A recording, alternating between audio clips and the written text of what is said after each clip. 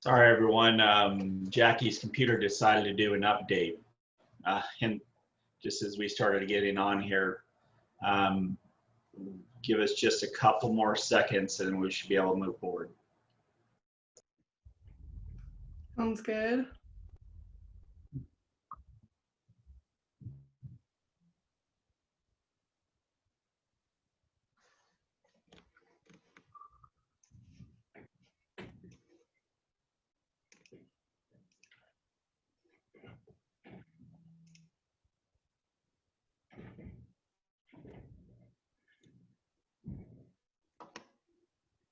Marnie, you're muted.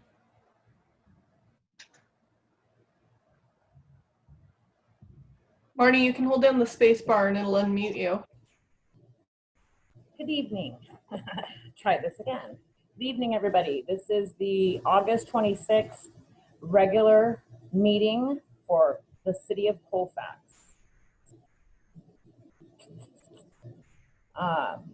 This meeting is being broadcasted on how many, Jackie? Two live streams. One's on Facebook and the other one is through Zoom, correct? Okay. We did not have a closed session this evening, so there's nothing to report. And we'll start with our open session, calling the meeting to order at 6:06. Item 2B, the Pledge of Allegiance. Do we have a flag in here? Let's get, I'll lead us in the flag. I pledge allegiance To the flag of United the United States of America and to the republic which it stands, one nation, under God, indivisible, with with liberty and justice for all. And let's do a roll call. I'll start with Councilmember Fatula, Present. Councilmember Douglas, Present. Councilmember Burris, Present. Mayor Pro Tem Lohman. Okay, Mayor Pro Tem Lohman is out on a call right now. So we do have a quorum, right, Nick? Yes, you have a quorum. Okay, thank you. And then Mayor Mendoza is present. Let's see here. We need to approve the agenda order, item 2D. Do I have a motion? Marnie, I have a motion to actually adjust the agenda order tonight. My request is that we can move council reports directly after agency reports. That way the public has an opportunity to comment on our reports. Okay. Do I need to get a vote on that? We haven't moved things around yet. Well, you need a vote to approve the agenda order anyway. The motion is to approve the agenda order except move council reports to right under agency reports. Okay. So you need a second and a vote. Okay. Okay, so Trinity motioned to adjust the council report. So that's item 8A. And then also the city operations, is that correct? Yes, that would be council and staff together. It's one item. So item A, so what she's motioning is item 8A and 8B get moved to right underneath 3A. Correct. In agency reports. So I have a motion for that. Do I have a second? I'll second. And let me do a roll call. Councilmember Fatula. Aye. Councilmember Douglas. Aye. Mayor Pro Tem Lohman is not present. Councilmember Burris. Aye. And Mayor Mendoza is an aye. Motion passes.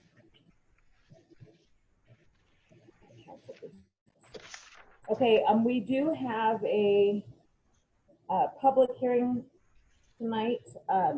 There is no presentation in number 4, so we're going to move straight to our public hearing. Notice to the public. Marnie, I missed everything because you threw me off, girl. Hold on, guys. Let's get back to where we were. Okay, so the approval of the agenda with the changes are noted, and so we're going to move to item 3A, which is Sergeant Connors' Are you online? I don't see him here. Is he on?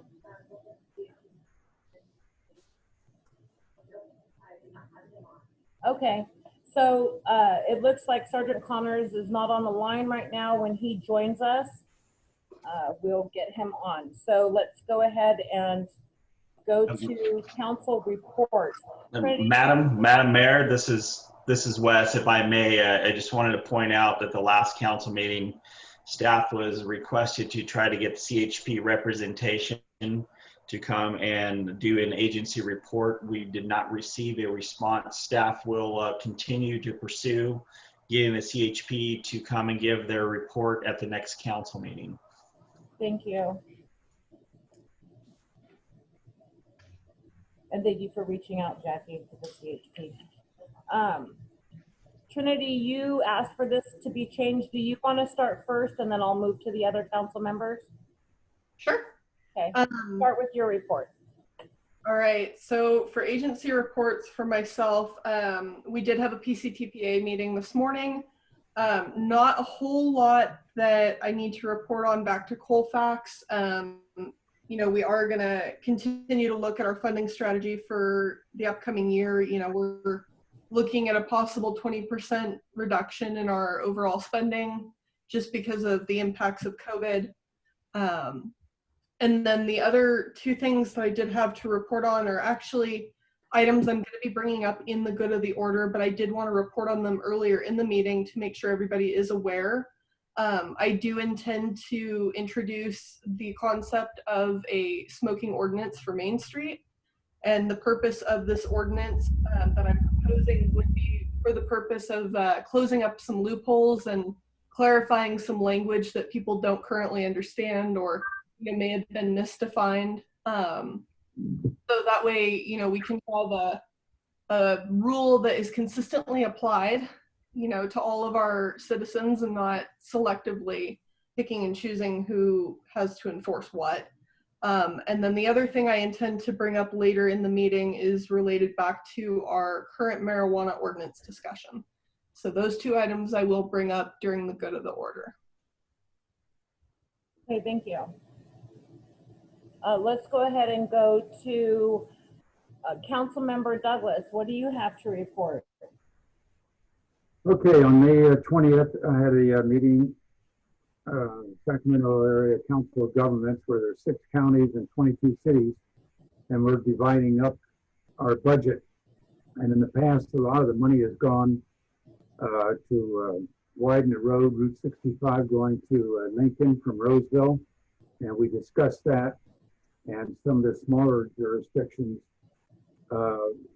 showed a little resistance because when all the money flows into Roseville and Lincoln and widening Route 65, that doesn't leave any money to come up here to Colfax. So we are at a stalemate right now in the budget at SACOG, and I'm trying to get more funds coming up here to Colfax instead of feeding Lincoln, which seems to grow and grow and demand more and more.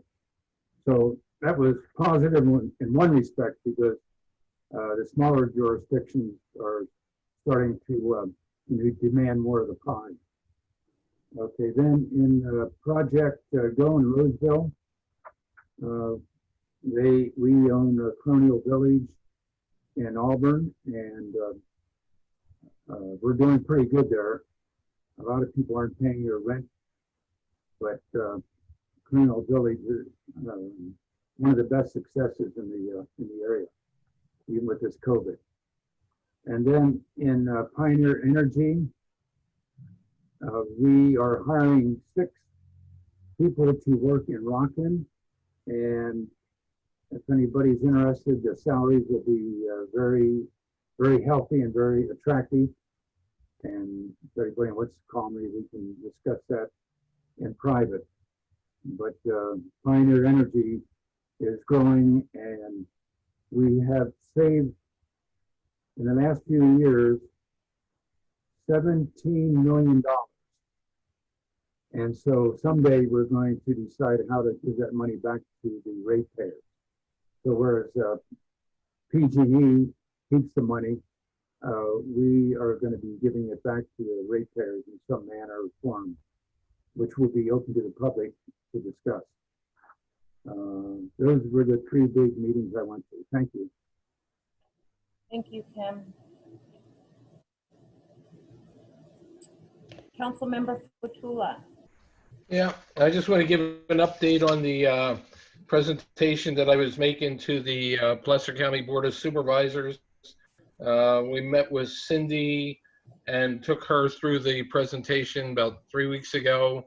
And then this past week, we met with Dr. Sassone, the county health officer, to show her an alternate way to look at the data so that it doesn't present a scary picture to the people, but presents a more realistic picture of what the real infections look like.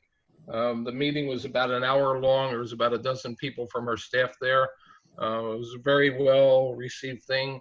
She had a couple of thoughts about some alternate ways that I could show some of the data, and their team promised to take it back and look at it. So we'll see what happens.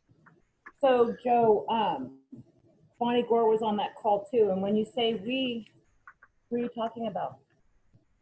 I'm sorry, say that again? When you say we, who are you talking about? We presented. I presented. You presented with who? With Dr. Sassone's team, with some of the members of the Placer County Board of Supervisors there. It was a pretty good sized meeting. And myself. And you, yep. Yes, we've been working very hard on that. Yep. Great, and it was perceived well. There is actually, Rachel is a new member who came in from another county, and she has a little bit, I think, more clout with the state. I think she works a little bit more closer. Maybe they work in partnership. I kind of got it like she was going to bring it back to the state. Yeah, So and it was it was perceived well. just some very good learning that we had out of it. Unlike the state, Placer County is adjusting the data so that it's not the day of the test, it's the day of, it's not the day the test was completed, it's the day the test was submitted, or if they can track it back to when the infection happened, it's the date of when the infection happened, which gives you a whole different perspective on this. If you looked at the one chart that I presented showed that the roll-off that we're seeing in daily cases is dropping like a ton of bricks, which is really good news for the county. That, I think, gave them some good thoughts to think about how alternate ways to do it. Because the first number they put on the chart, if you look at the Placer County's website on COVID reports, the first item they put on the chart is the total number of people that are infected, which is kind of irrelevant because it takes you all the way back to the February timeframe. And people affected back in February, March, April, May, June, July are basically immune to this now because they're over the infection, or they're dead, because there were a few people that did die from this. So this is like, if you look at just the people infected in the last roughly 14 days, the number drops by almost a factor of 10, which is a much better way of looking at the data than just looking at the cumulative. Out of about 50 people that I've asked the question, when will the cumulative COVID infections drop to zero? Virtually everybody I talk to thinks that number drops to zero somewhere next year. And it's like a cumulative can never go down. So the average person isn't even reading the chart correctly. And that's what I try to illustrate to them, because if you present a chart in a way that people don't understand it, and all it does is give frightening information, it gives a whole different perspective on what the real data says. So it was a very helpful discussion. They promised to get back to me on the number of items. And when they do, we'll see where it goes. They also gave out some other data about the accuracy of the test in terms of two measures: sensitivity that says if you have COVID, does it actually detect that you have COVID? And if you don't have COVID, does it actually tell you you don't have COVID? The best thing I can say right now, no matter which way you look at the data, if you get a negative test for COVID, it's like 99.9% that you don't have COVID. So the negative test is phenomenally good. The positive test, there's still a little bit of debate about. in terms of how good it is, and it ranges from about 1 in 3 to about in terms of about a third of the people to actually have the test have it, to about 80 or 90% that have the test have it. So the positive test, if you get one, it's a good idea to get a second positive test using a different technique. So it was just really good learning. I think her team understands why when you present the data the way you do, too many of the older people in the community, when they read it, don't understand what they're seeing, and all it does is instill fear, versus what the real data shows, which is Placer County is in one of the best positions of pretty much any of the counties around in terms of the rates dropping towards zero. So that's just like phenomenal to be here to see that. So anyhow. And if I may, I'd like to issue a word of caution with the use of the word immunity here, since that's not yet established. And, you know, while we're still waiting to see more data on the future of this virus for people who have already experienced it and been through it, you know, we don't want to, at the same time, as much as we don't want to scare people, we don't want to give them a false sense of security to think that those or those around them are immune to it. I mean, you don't beat herpes. Not all viruses do you become immune after, you know, an exposure. And so, you know, we definitely want to wait for all the data to come out, and we don't know how long that'll be. Yeah, so actually, are you done, Joe? Yep, that's all I have. Okay, and great presentation, by the way. So actually, like kind of piggybacking on Trinity, what she said, so yeah, we're in this pandemic, and, you know, I just think that getting the accurate information, which they're going to look into changing their metrics that they put out there. So that's the public health official's job. That's her role, to make sure that the information that's getting on that, when people go on it, they can read accurate information. So we don't want to give a sense of, you know, falsity, but if they get it on the matrix, then that would have gone through the public health officer. Yeah, and the other important thing that came out is because the state was backlogged with so many test results that were clogged in their data system of not getting through, Placer County ended in that 10% and above range, which caused the county to drop back in stages. Once the data actually came in from the state, it was much, much less than the 10% thing, and we would have never gone into that stage had the state's data come through accurately. So that was another interesting piece of observation that came out, that we didn't realize their data stream from the state was that bad. Yeah, and I believe that that's the week that the head of the California's public health, I believe, put her resignation in, or stepped away. Anyway, yeah. So what I want to talk, oh, go ahead. The last piece is she also mentioned that the data that comes from the county is not allowed to be reported by the county until it goes to the state. Yes. The state then filters it with filters that nobody understands what the equations are yet, and then comes back to the county, and that's the data they're allowed to present. So there's still some confusion in what happens to the data when it goes to the state. But overall, it was a really good meeting. We learned an awful lot about the information. The net bottom line is real simple. Placer County is doing a phenomenal job at getting that rate down towards zero. So it's like we're in probably one of the best places to be in California, other than maybe a more remote county. So. Okay, yeah, and so going on to what I want to report then.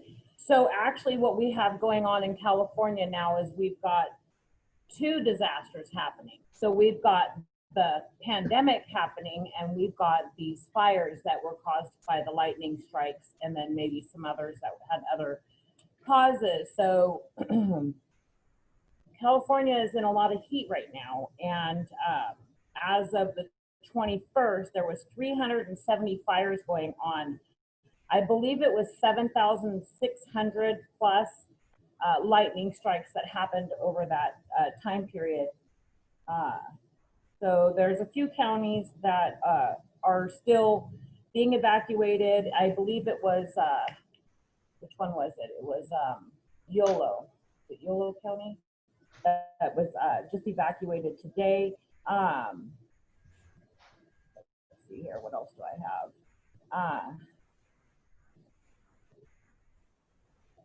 Yeah, so with that being said, we have been putting out a lot of messages around fire safety, and thank you, Trinity and Sean. There's been a lot of feeds going out into the social media to get the message out. So what is the message? The message is make sure that you sign up for Placer Alert, which is a notification system, so that when things happen, law enforcement can put out the notification, or Placer County can put out the notifications so that people can be aware that these things are happening. The other thing that takes place is the Placer County sheriffs, or say the CHP, will go around with the high-low sirens to alert people in the neighborhoods. The other is, why is it losing my mind right now? Oh, Ready, Set, Go. So on CAL FIRE, if you go into CAL FIRE on your internet, go into CAL FIRE and look up Ready, Set, Go, because that'll give you basically like a list of items to make sure that you have at your door, so that if we were to have to be evacuated, because we are in fire season, you would have those things ready to bring with you. So I wanted to report on that, because that's kind of,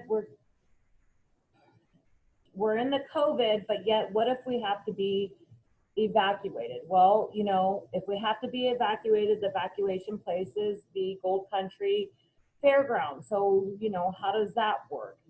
So we just have to go, and when we're called to evacuate, that's where you need to go. And those people will figure out the dynamics at that point.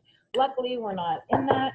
So, so I'm going to report out on what I have to report out on. So basically, the seniors over at Canyon View, we are updating our phone tree to make sure that our records are straight on the people that live in that vicinity.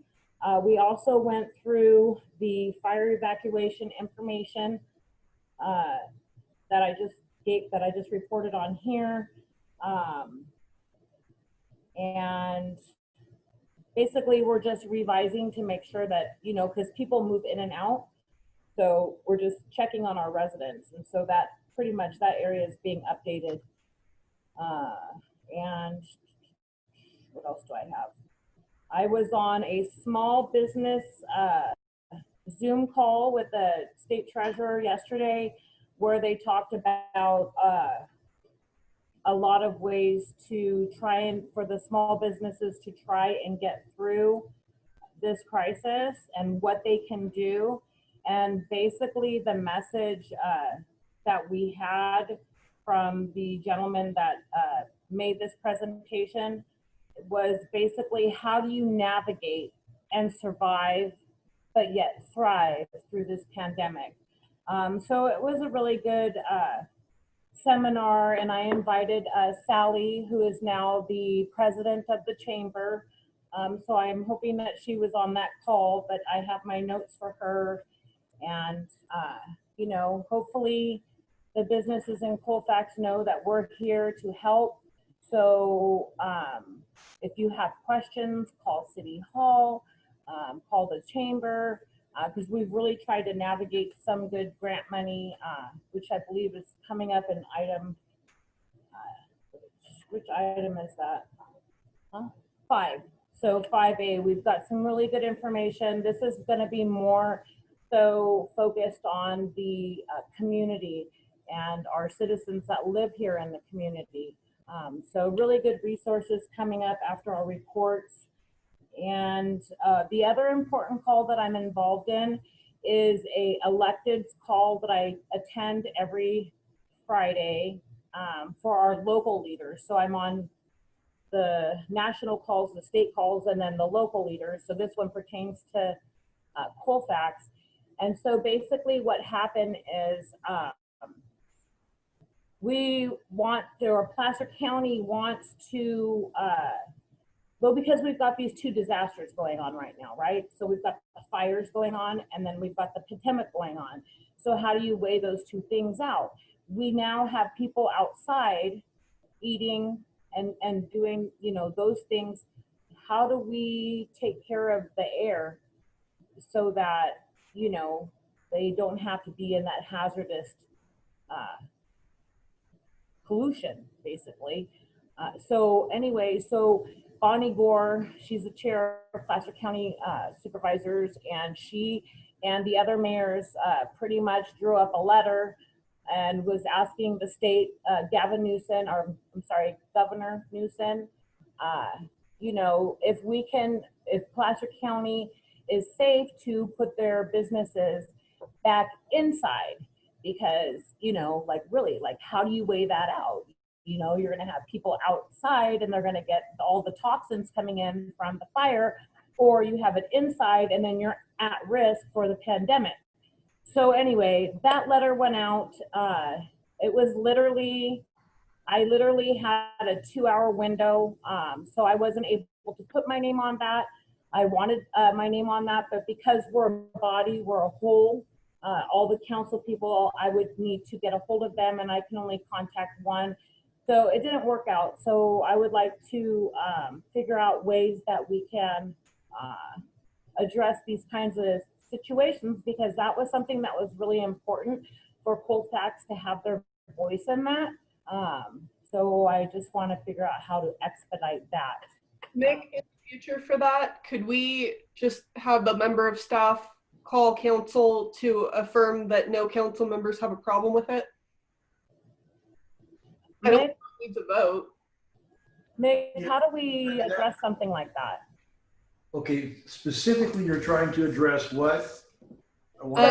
Basically, Bonnie Gore asked if Colfax wanted to have their name on this letter that was going to Governor Newsom to be able to bring our businesses back inside because of the air and the pollution that was going on. I think we were in was it a 191 Trinity or was it 171? I don't know. All I know is like a high number to be in. Either way, you know, we're at a really high particulate level and it's not safe. And it's definitely something where, you know, the rest of the county was unified in their decision to sign off on this and send it to the governor. And it's definitely something that I'm a little disheartened we weren't able to have our mayor sign off on as well. And in the future, and I totally appreciate and understand why staff would have had her hold off, but in the future, I think we need to find a way for this to be a lot easier for the mayor to sign off on something like this.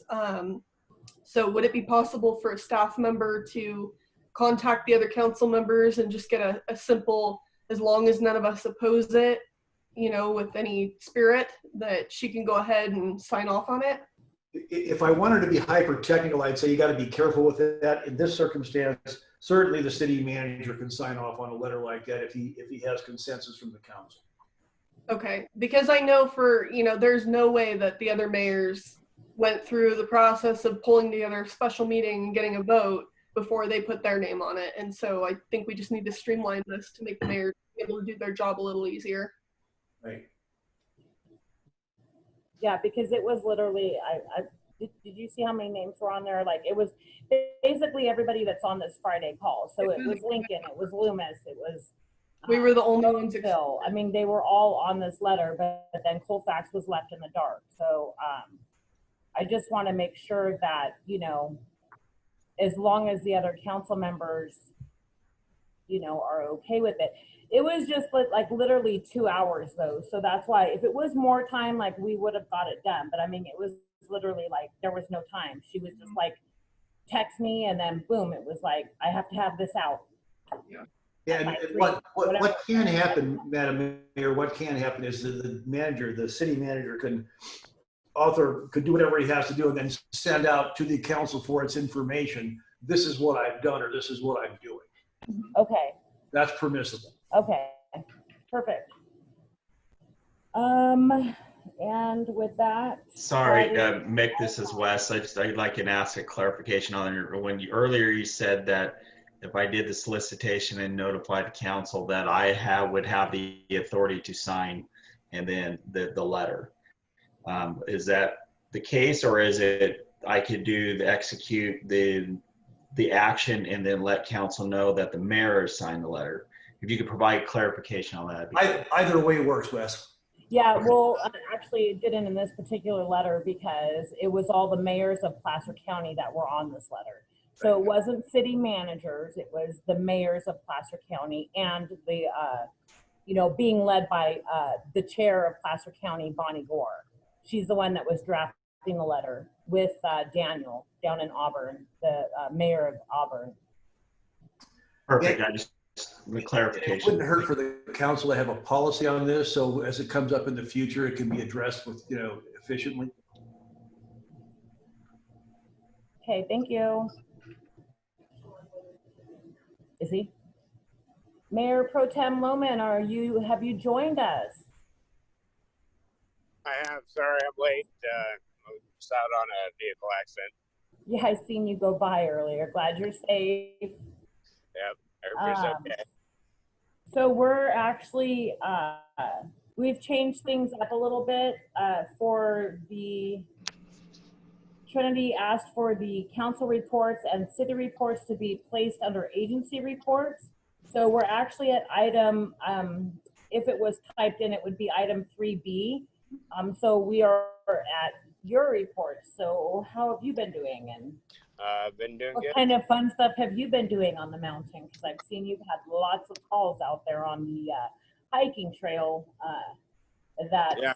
thanks to KCRA for advertising us, they've created a big mess. Yeah, and thankfully the smoke layer has actually helped with that. We've only had one rescue, and that person was actually seriously ill and ended up being flown out from the trail. But and we actually rescued 3 different people in her party.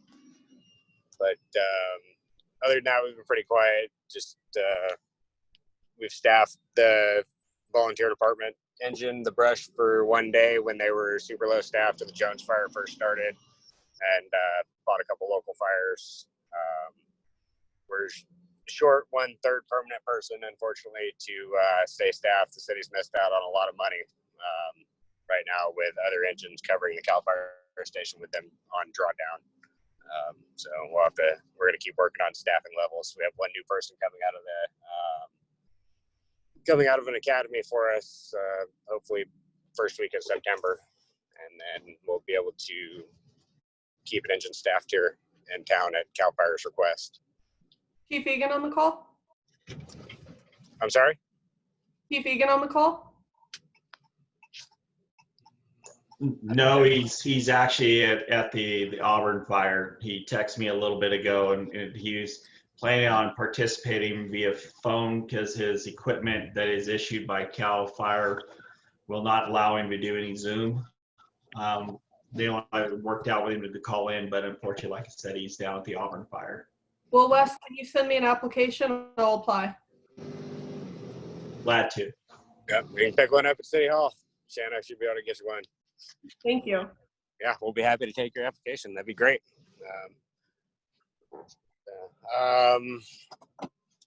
Other than that, just been working on the fire department and some fire prevention stuff. Our fire state council meeting will be tomorrow night at 6 p.m. and it'll be live on Facebook for anybody who wants to join. And other than that, I don't really have my notes in front of me right now. I'm just getting back to the station, so I'll turn it back over to you, Marty. Thanks.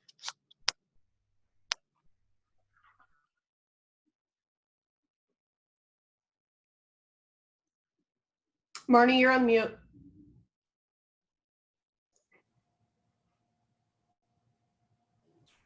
Wes, do you want to give out a report? I'm going to check on, see who else is on.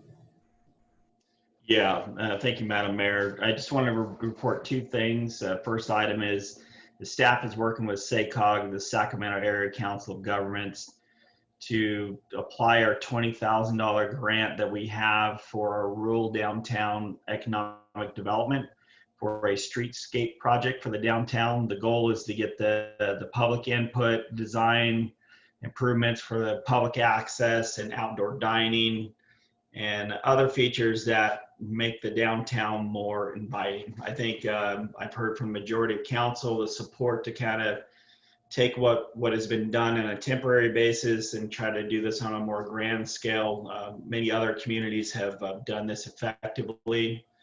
And I think if we bring in a third party that can kind of look at this project holistically, get all the feedback from the community and council, and also put in their 2 cents about the economic development opportunity for it, that we should be able to get some kind of project designed out of this, or at least a design concept, that if we can find some funding, we can make this project real. Second item is, as far as I know, is we're still on task to get the PSPS microgrid station in place. We've hit a little snag.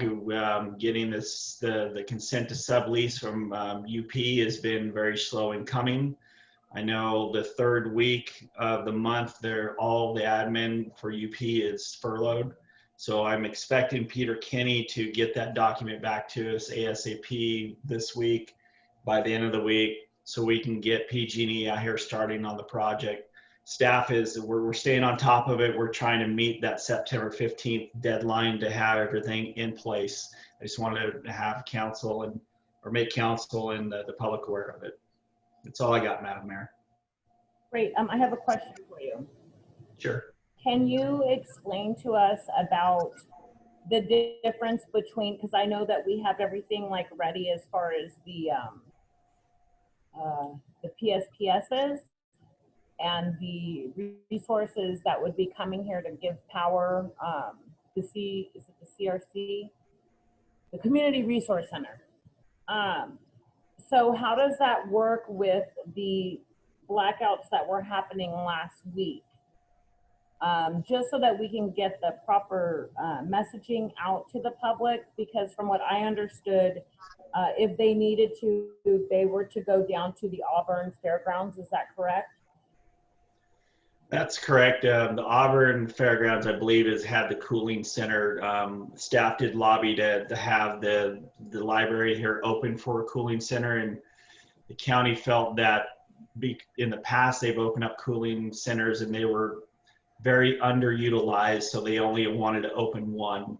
I haven't heard back from the county whether or not the cooling center resources were used very effectively or not. I suspect I'll hear more coming soon when OES puts out their report here soon. Now, the distinction between the PSPS events and then the blackouts is the PSPS events is power gets turned off because there's a threat of fire from high winds and dry conditions that will impact the power lines and cause fires. The blackout is specific to the demand on the power that's being generated, that from what I understand basically is there's not enough power to go around. So when there's high power demand, especially on when the heat was really high, that they have to shut off certain sections so that way they don't have to shut everybody off to make sure there's enough power to go around. And Trinity, you're a little more knowledgeable in this area. Did I do okay on that one and kind of the understanding of it? Yeah, with the PSPS events, it can take up to 4 hours to do the manual switchover that they need to do, and they do need to check the lines for safety. Again, the reason for the public safety power shutoffs has a lot to do with potential for down power lines or just super dry conditions with wind events. And so with these unscheduled outages, they run for less time than it would take to actually switch us over onto the microgrid. So that's part of the reason why they can't be used for that purpose. So Trinity, can you explain to us, why did California have these emergency shutoffs? Like, who was the cause? Well, if you want me to go ahead and, just out everybody, pretty much it comes down to the California Independent Systems Operator, which is CAISO. They are actually the market controller who make all the decisions as to, what capacity of energy we're going to need on any given day at any given time. And so based on their direction, they actually have oversight authority with the IOUs, which is the investor-owned utilities. We have 3 of them in California: PG&E, Southern California Edison, and then San Diego Gas and Electric. And so the independent systems operator made the decision that based on weather conditions, they had not properly prepared to be able to meet the peak demand that they were forecasting. So as a result of that, they needed to basically say that we had a stage 2 and potential stage 3 power emergency, which I can provide some more documentation on if the public would like, so I don't take up the whole meeting. But basically what it comes down to is if there's not enough juice available at any given time, in order to protect critical infrastructure and make sure that we have power where we need it, when we need it, rather than having full outages, full blackouts, sometimes they have to do these rolling outages, which haven't really been a reality for California since around 2001. Thank you. So the ISO basically is who? What's the entity? Who has oversight on that? State of California. The state of California. So would that be Governor Newsom? Yes, the California ISO, although they're not considered a government agency, they are government run. It's a little intricate. And I could definitely explain it in more detail, but I think that might be a presentation for another time. Yeah, I just wanted like a brief overview of. Yeah, it is closely at hand with the California Public Utilities Commission and the California Energy Commission. Great, thank you for your info. We're lucky to have you. Madam Mayor, yes. This is Wes again. Ty's calling in now. Perfect. So at some point we can get him jump back into the middle of it. But other than that, I don't have anything else to report. Okay. And Kim, Councilmember Douglas, where is he? Is he still on? Yes. Hello. Yes. Hi. Can you give us a report from the Sierra Vista Center? Do you guys have anything good going on there? We can get Connors on. Well, we do have we're having the flea market coming up, in the outdoor monthly flea market. And we do have the covered pavilion that the Lions Club used recently. So that's open to the community to use our outdoor covered pavilion with a nice view of the Sierra. So keep Sierra Vista in mind when you want to have outdoor meetings. That's about it. Thank you. Thank you. We still have the, what is that called? When they sell the fruits and vegetables? Oh, that's going on today, yes, until 7. Yeah, we still, farmers market still happens. Right. Yeah, that's still active.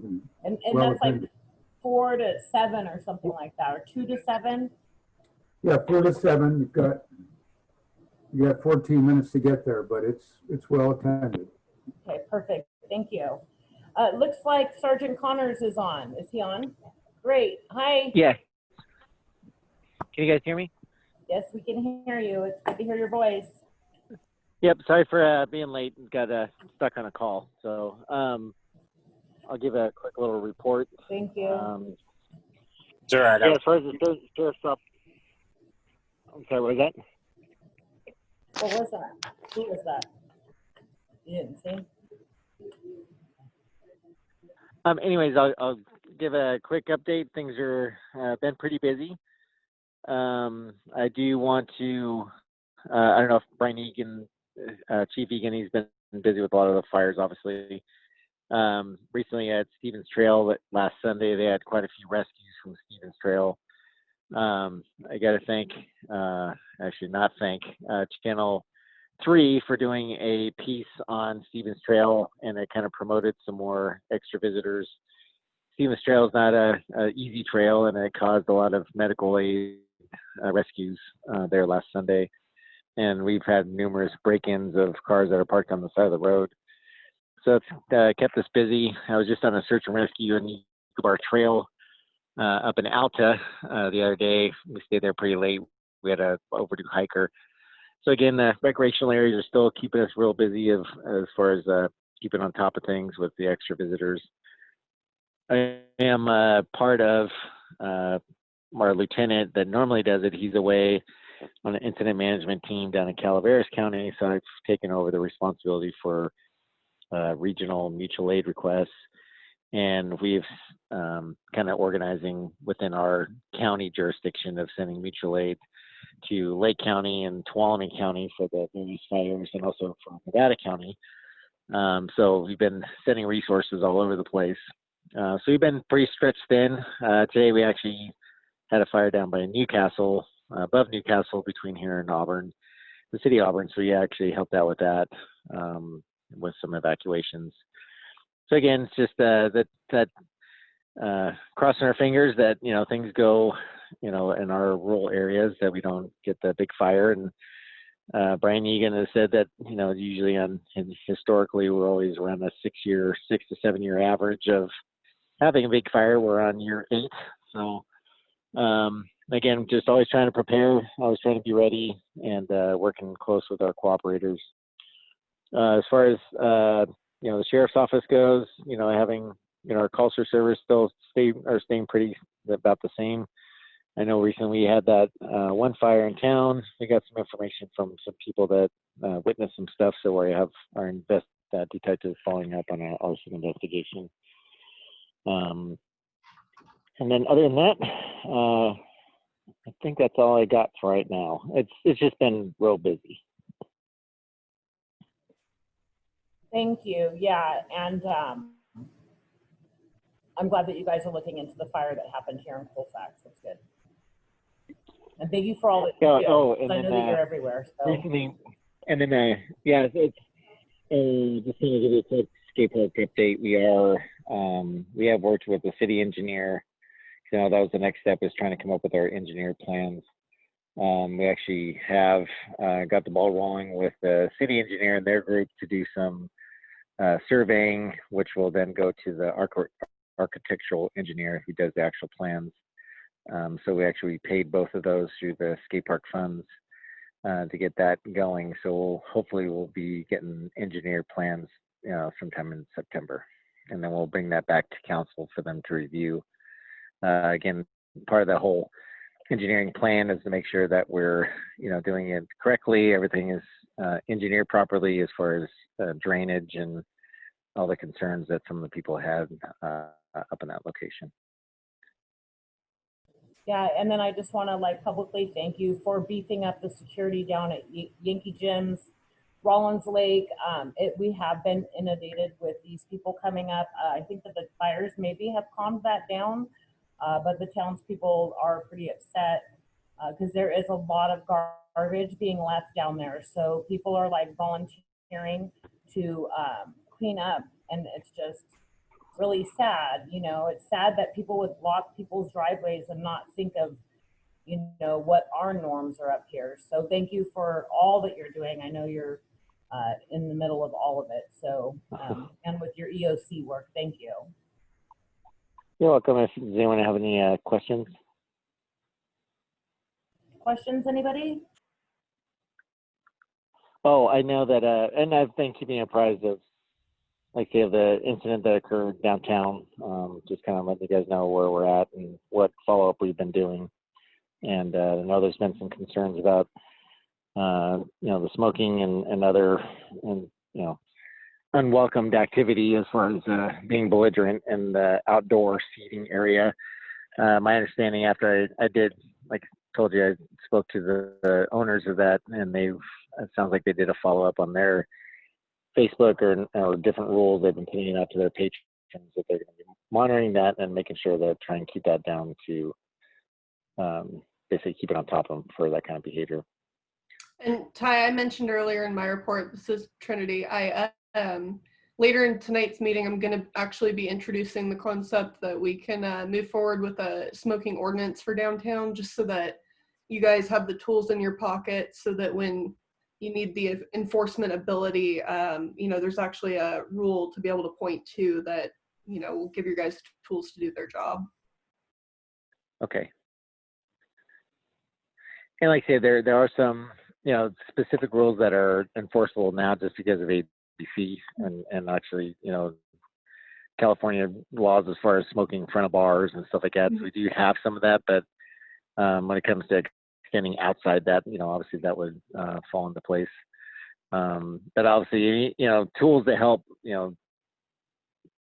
having those extra little tools there are helpful. Like I say, it just gives us that discretion to, give a citation or to, at least give us the authority to be there for a certain reason and not just as a consensual contact.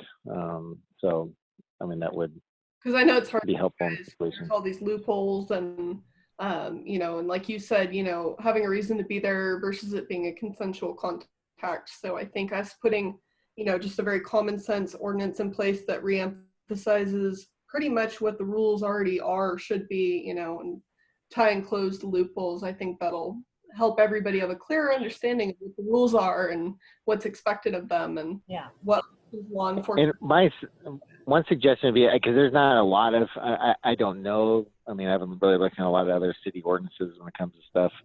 I know that the city of Davis has a very strict no smoking ordinance. I know that's going to rub a lot of people probably the wrong way, but you know, obviously you can tailor it to what you guys is, what the need is and what it's for. Just be, you know, obviously during major events or like July 3rd, you know, people are out smoking, you know, you're going to have that basically a non-smoking free zone. I mean, that before I would say doing, yes, look into it, but also see what other cities have done and what kind of things they've run into or, you know, concerns that they've had, or, you know, I could do the same with the law enforcement and seeing how that worked for them. I think if you're 20 feet away from a door, I think that's reasonable. You know, you're giving people space to pass through and you're not, you know, impeding their walkway, and you can do you, they can do them. Not force your habits upon other people. And Yes. No, like I say, I'm definitely willing to look into other things to kind of help us out with when it comes to situations of concern. Okay, thank you.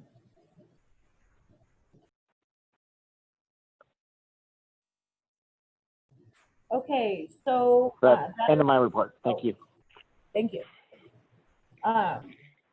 So there are no other, the chamber and other entities are not here to report. So we are going to move on to our public hearing, item 5. And our presenter tonight is Paul Ashby, who is on the line. Is that correct? Yes. So notice to the public, City Council, when considering a matter scheduled for a hearing, will take place in the following actions. 1, presentation by staff. 2, open public hearing. 3, presentation when applicable by applicant. 4, accept public testimony. 5, when acceptable, applicant reboot period. Close public hearing, council comments and questions, and then city council action. So that's where we are tonight. And I'm going to open this public hearing. Madam Mayor, this is Wes Heathcock. So before we open the public hearing, or maybe it's not a formality, I think we want to do the presentation from staff to the council, then open the public hearing, unless Mick has a different opinion on that. Either way works. She's already opened, the mayor's already opened the public hearing. You can leave it open and do the staff report as part of that. Excellent. So I'm going to do a light introduction, and Paul's going to take it away, and he's going to do the full presentation and get feedback from the public and the council. So I think everybody by now is aware that, you know, the Congress has passed the CARES Act.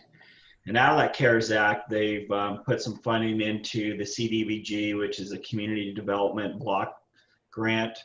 Out of that, there's specific funding based on, I think, population, some other things that are allocated to each jurisdiction to help the community in ways. The city, Colfax, has $60,224 that we can apply for. But so Paul Ashby with Adams Ashby Group is going to provide a presentation of what the funding can be used for. And then you know, we want to get feedback from the council and the public to see what programs that you would like to consider. Paul, are you ready? I'm ready. If everybody can hear me okay? yeah, we can hear you. Great. Good evening, Mayor, members of the council. Thank you, Wes, for that introduction. Wes, will we be able to put up that presentation on the screen as well? Haha, there it is. Okay, thank you very much for that. As your city manager alluded to, my name is Paul Ashby.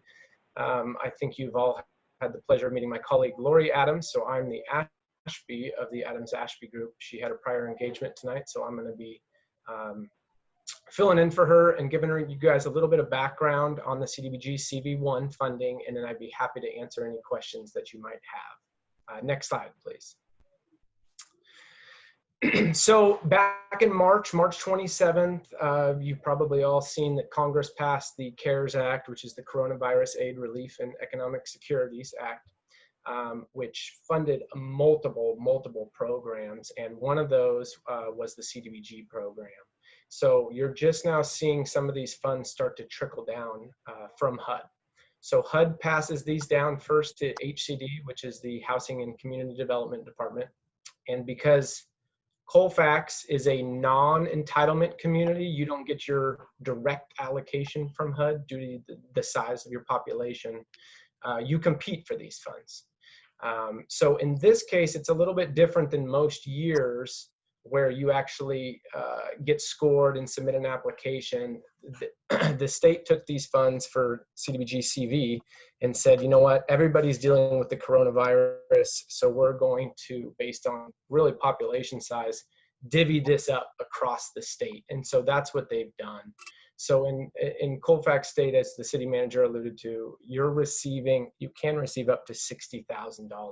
So we still have to apply for this money, but it's really quote unquote earmarked and waiting for you if you're able to get that application in. That application is due on the slide. It actually says August 31st. This was done last week.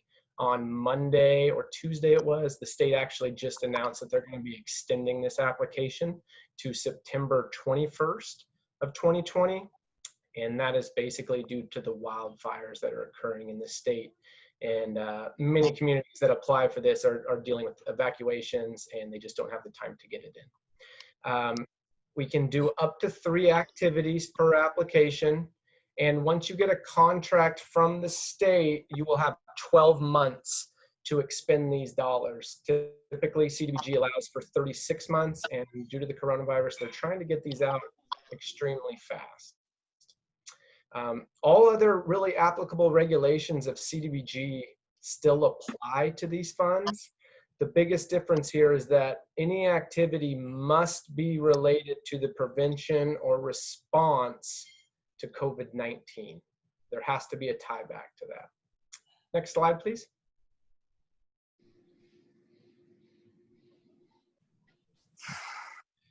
So under this NOFA that they've released, these are the 4 activities that they've cited in their NOFA, which is the Notice of a Funding Availability. And we'll dive into these a little bit more, and I'll give you some more examples here. But first, you'll see public services.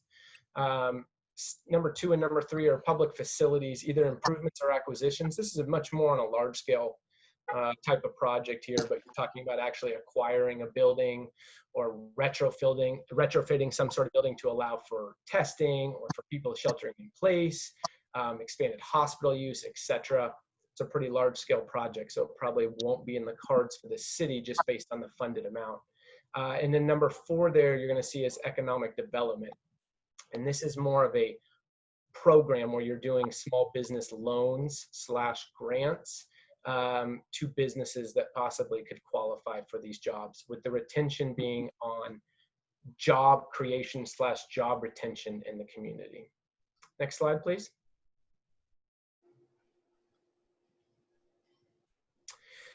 So as your city manager spoke at the beginning there, this is a public hearing is required for CDBG. So this slide is a little bit of a moot point at this point because I believe we have already opened up the public hearing. But what we really want to stress here is that citizen participation is something that CDBG and the state want to see. So we're here to give as much information as we can and then answer any questions from the public that may come in before the council decides to make any action and give direction to staff. Next slide, please.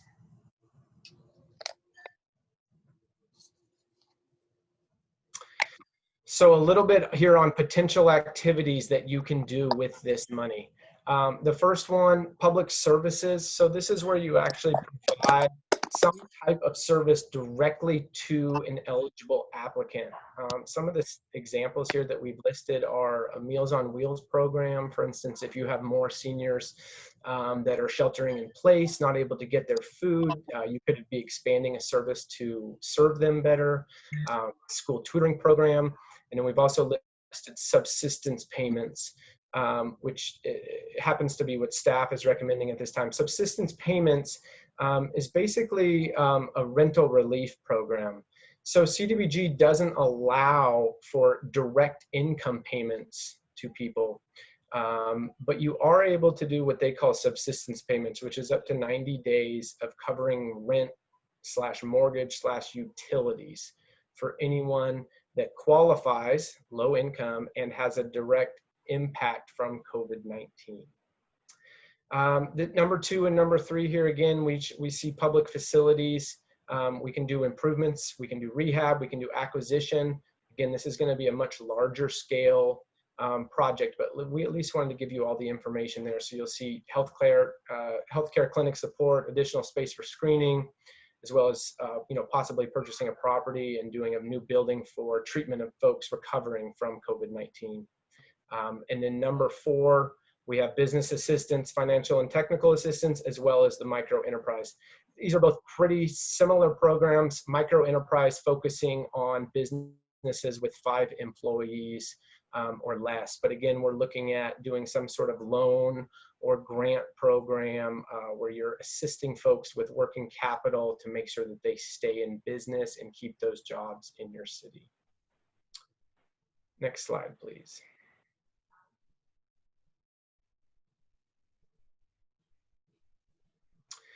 So this is just the resources page here.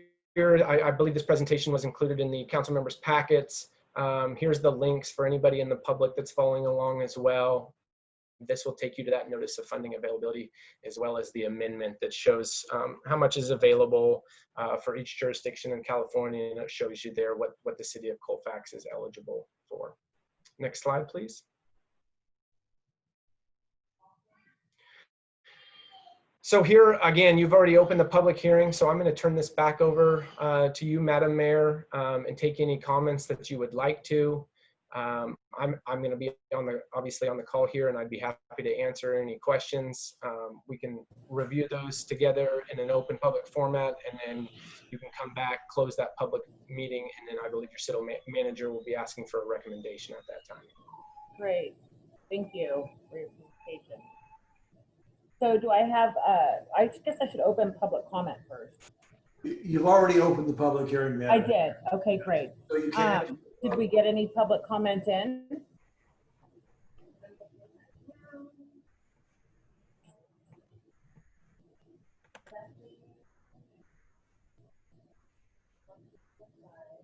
Okay.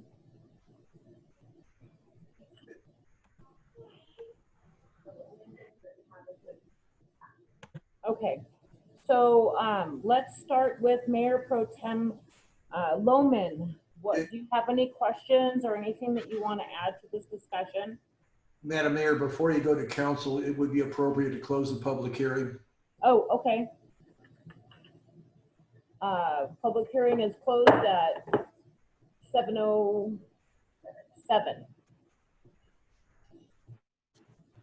Mayor Pro Tem Lohman, what you got?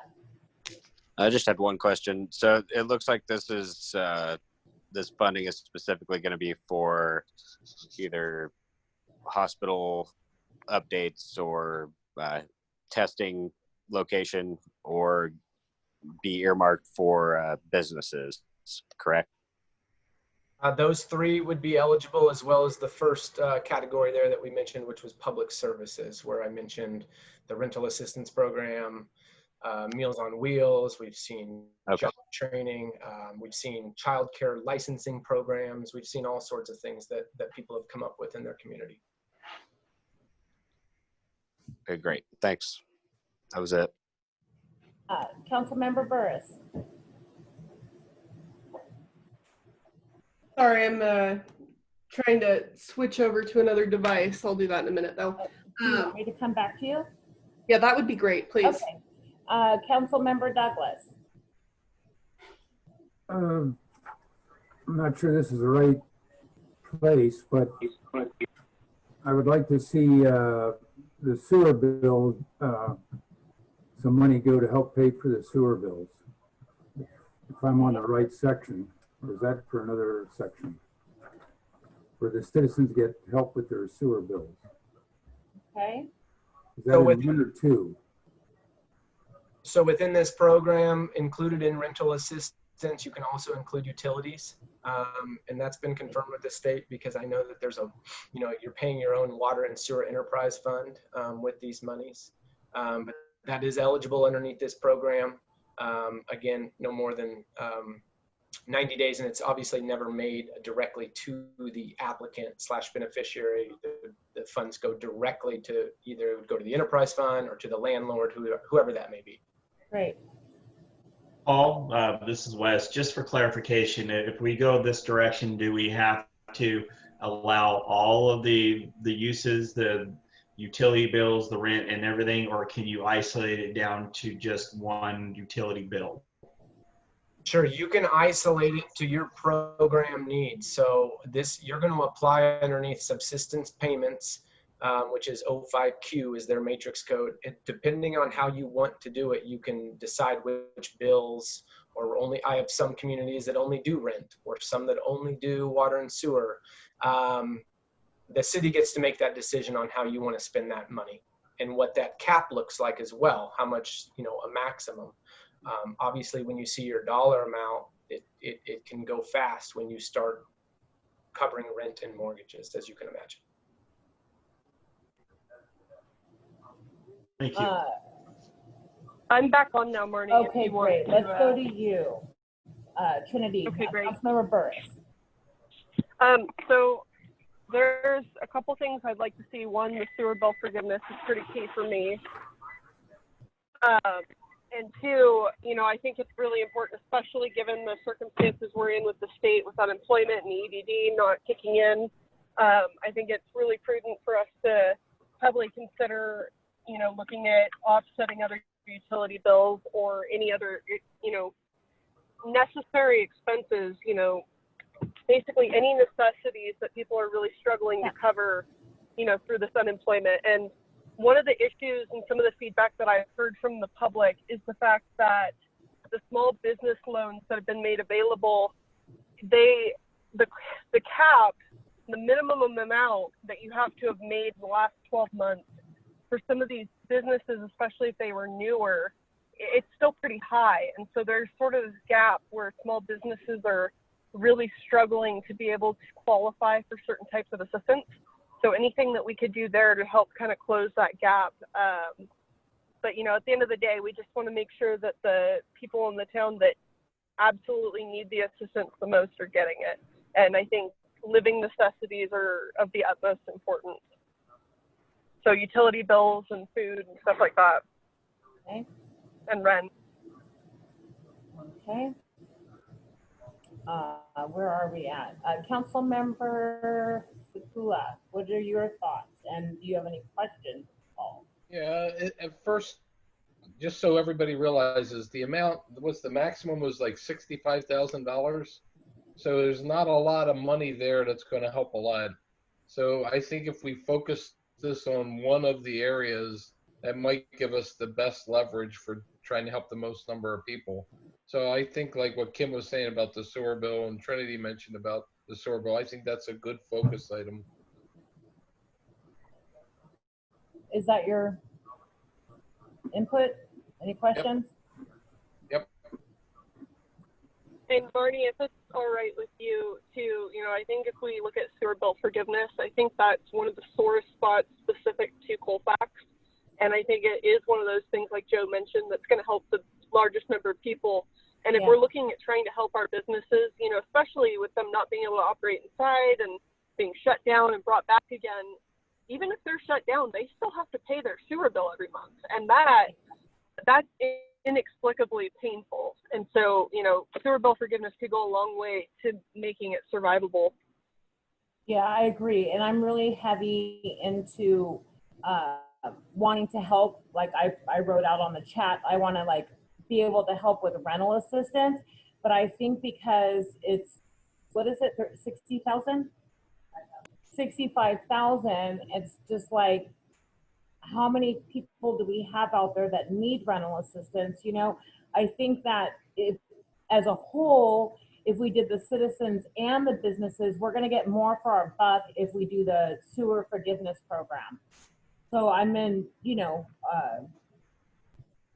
I'm in support of what Kim Douglas is saying, as far as, you know, and then your comment here on the chat, the sewer fee forgiveness. I mean, I would really like to see this being to help those families maybe that are laid off and can't pay the rent, but you know, ideally, like, how many can we reach? I'd like to reach more than less. Well, so and two, I think the other thing to consider, I think the other thing we need to take into consideration here is the fact that there's very limited resources available to us to get the sewer bills forgiven and still keep our sewer enterprise fund, you know, in a healthy fiscal state. Yeah. So if we were to compare based on what resources are available, I think that's where we should try to plug the gaps the most, is where there is a lack of resources. Yeah, and I know that some of the programs that are available down the hill with GO, Kim Douglas is on that board, they help with some of those other bills, so maybe PG&E, you know, and then there's HEAP that helps with PG&E. So I think that really zoning in on this sewer bill and being able to give forgiveness around that is a really good thing to do, because, you know, I just think we can help more people. So I agree with you guys. But I don't know, Wes, don't we have, like, does this go, are we going into workshops with this, or how does that part work?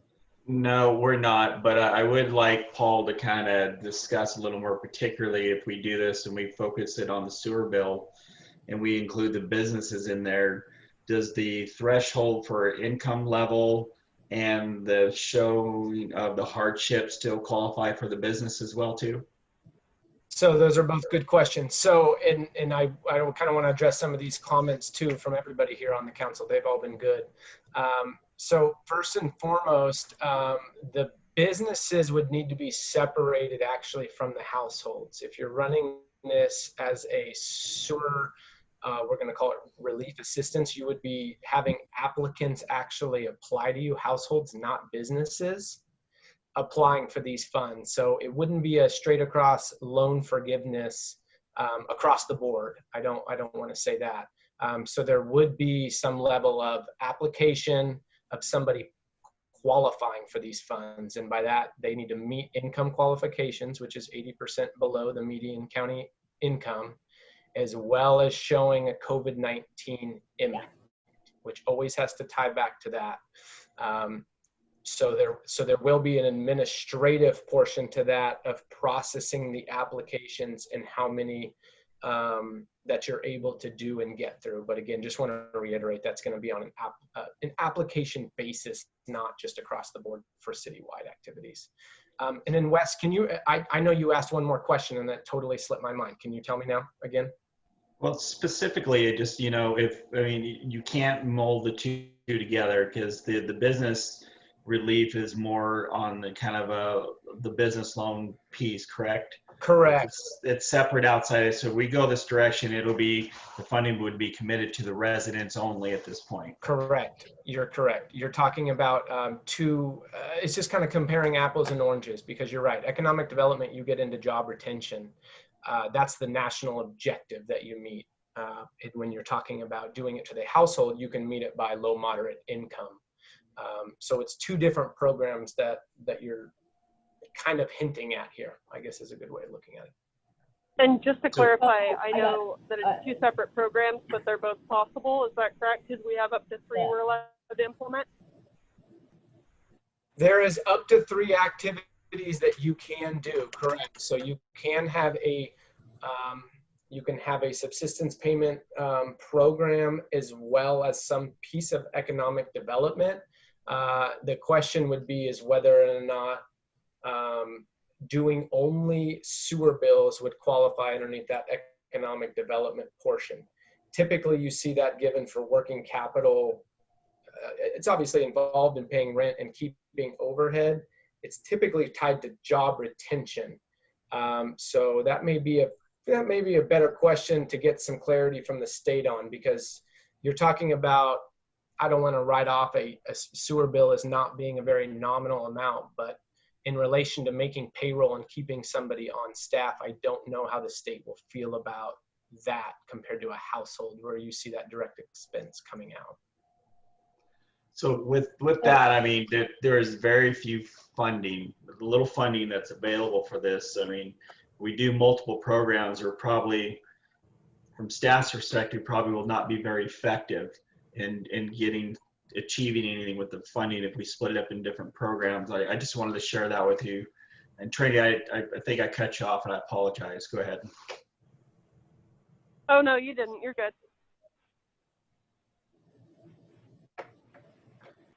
So, so what I'm hearing is that we cannot, the businesses are separate, looking for loans for the help that they need. Is that correct? And we're just focused on residents? You're correct that those are separate programs. Okay. And in the staff report, that's the item that was recommended would be a subsistence payments, which would be geared towards households. You're correct.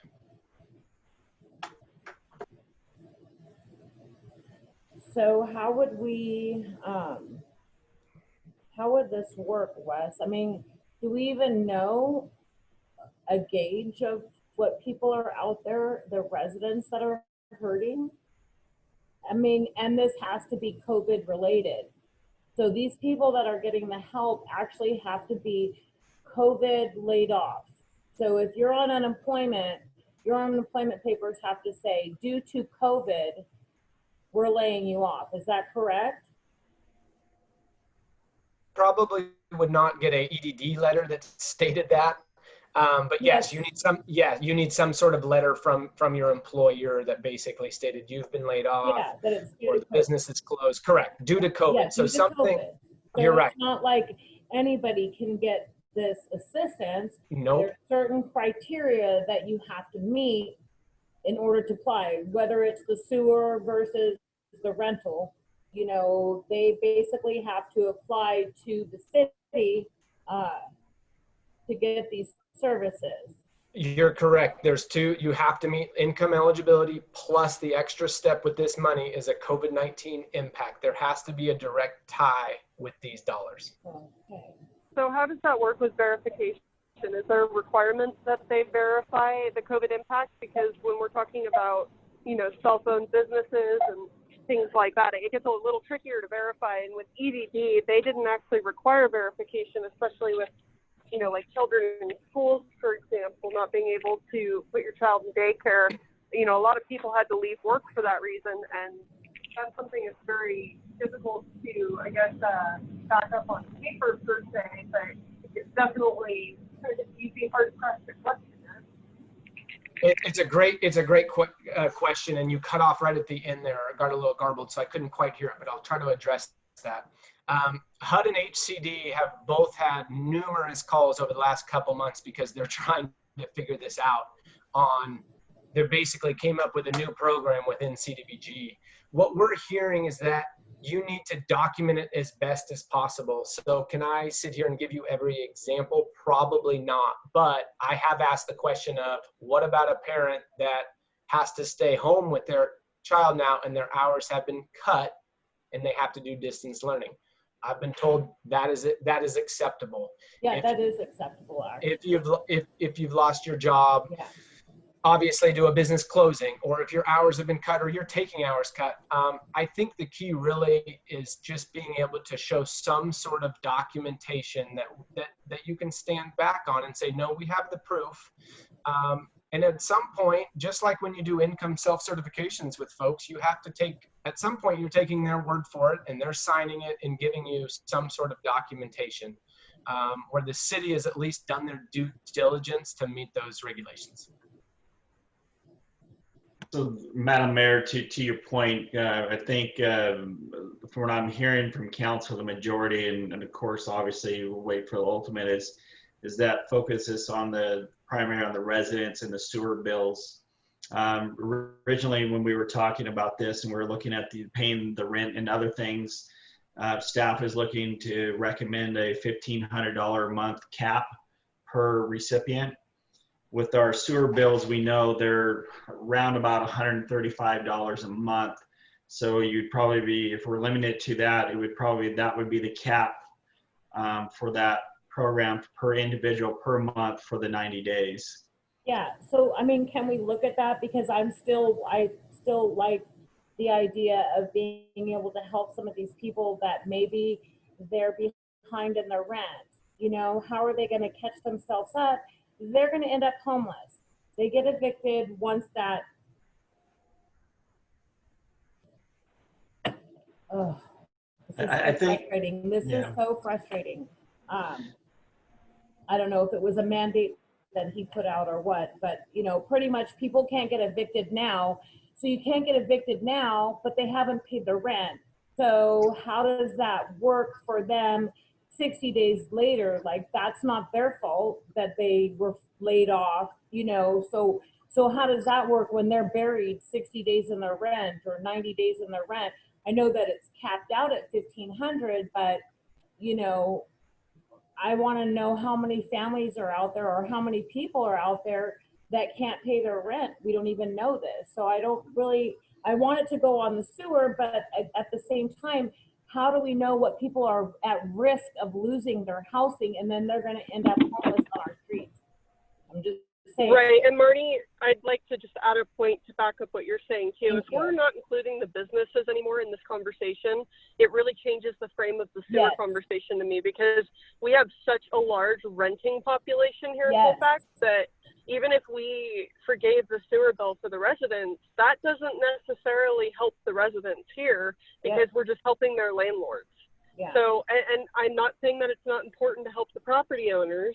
It absolutely is, but when we're talking about the income verification and threshold of some of the people that live here, the people who live here who are renting are the people that need the help the most. They do. And I think that if we are going to move away from including the businesses in the conversation, that changes my focus more towards opening it beyond just the sewer. Yeah, no, thank you for that, because that's what I'm worried about. And you're right. You know, ideally, what happens if the tenant, you know, and I'm sorry, landlords out there, but, you know, I'm looking at people that are trying to make it in this COVID that are renters, you know, and technically, if they don't pay their sewer bill, I believe it goes to the property owner and it goes to their taxes, so they need to pay it. I want to look at right now, like, who needs help right now? I know that doing the sewer bill, you know, and I was for it because if it was as a whole, in the city and the business, just like Trinity said, you know, but I really feel in favor of helping our families that need rental assistance. I think that that's more important, and we won't, I mean, not that we won't have it, but at least we can try and use these funds in a proper way to prevent homelessness. I'm just saying. Yeah, Madam Mayor, Wes again, that's the kind of intent behind what the staff was proposing to do, you know, either rent, water, sewer, garbage. Let the consumer decide which bill they need help with. Yeah. And go from there. That was the intent behind staff's recommendation in there. Yeah, just that's what point I'd like of clarification. Yeah, no, I think that's a great recommendation. Do we have any public comment? The hearing's been closed. Oh, that's right. So I just told them that if they do have comments, they have. Yeah, just have them send it in. Sorry. Okay, so did we hear from Sean? A little bit. So what do you think about this without having the businesses there? Don't you think that this is a good approach as far as like the consumer coming in? Maybe they don't need help with the rent. Maybe they're just like, I need help with my sewer. I'm buried in my sewer bill, you know? Giving them an option. Yeah, if they can provide us, what we need to approve a COVID loss, I don't see why not offer them that for any of the bills that we can help with. Yeah. So I think that's a good idea. I'd really love to be able to help the businesses in town, since I know they're absorbing bring a lot of costs, especially when they're shut down. Yeah, no, I But, follow you on that, but I mean, Paul, what you're saying is that this program kind of isn't identified for the businesses. This is identified for the residents and giving them some relief. Is that correct? That's correct, Mayor. Okay. So yeah, I totally agree with you, Sean, on the businesses. Love to help them. I think that everybody's, that's what I love about Colfax, is that we all work together and we want to help each other and stuff. But I just don't want those people's voices to go silent as far as our families or, you know, people that need to pay their rent. So Madam, can we make a decision today, or what? I mean, yeah, Madam Mayor, we kind of need direction, and so we can bring back a resolution if it is the council will to bring forward the, you know, what staff's recommendation, and then staff's recommendation to cap it at $1,500 a month per applicant. Staff would be glad to bring that back at the next council meeting, but again, we're waiting for direction from council. Madam Mayor, I'll make a motion to proceed with staff's recommendation. Okay, and I'll second that motion. All in favor? I'm going to do a roll call starting with Joe. Aye. Councilmember Douglas. Aye. Councilmember Burris. Aye. Mayor Pro Tem Lohman. Is he still? Aye. Oh, there you are. And Mayor Mendoza is an aye. Motion passes. You have your recommendation. I mean, you have your vote for the recommendations, Wes. Thank you, Madam Mayor. We'll bring forward the resolution at the next council meeting to formally adopt it, for us to submit the application in there for the subsistence program, to include the items that were discussed in a cap of $1,500 per month on there, so council can approve. Okay, perfect. And Paul, thank you for that information and presentation tonight. Thank you very much. You all have a wonderful evening. Thank you. Okay, everybody, so we are going to move to, item 6, the consent calendar. Matters on the consent calendar are routine in nature and will be approved by one blanket motion with a council vote. No discussion of these items ensues unless specific items are pulled for discussion or separate action. If you wish to have an item pulled from the consent agenda for discussion, please let me know now or forever hold your peace. Anybody have anything they want to pull? No? Mayor, I'll make a motion to approve the consent calendar as written. Great. Do I have a second? I will second that, and I will go for a vote. Councilmember Fatula. Aye. Councilmember Douglas. His microphone. Aye. Oh, there you are. Councilmember Burris Aye. and Councilmember Lohman. Aye. And Mayor Mendoza is an aye. Motion passes. Okay. Now we are at, oh, I was getting confused because we moved item 8.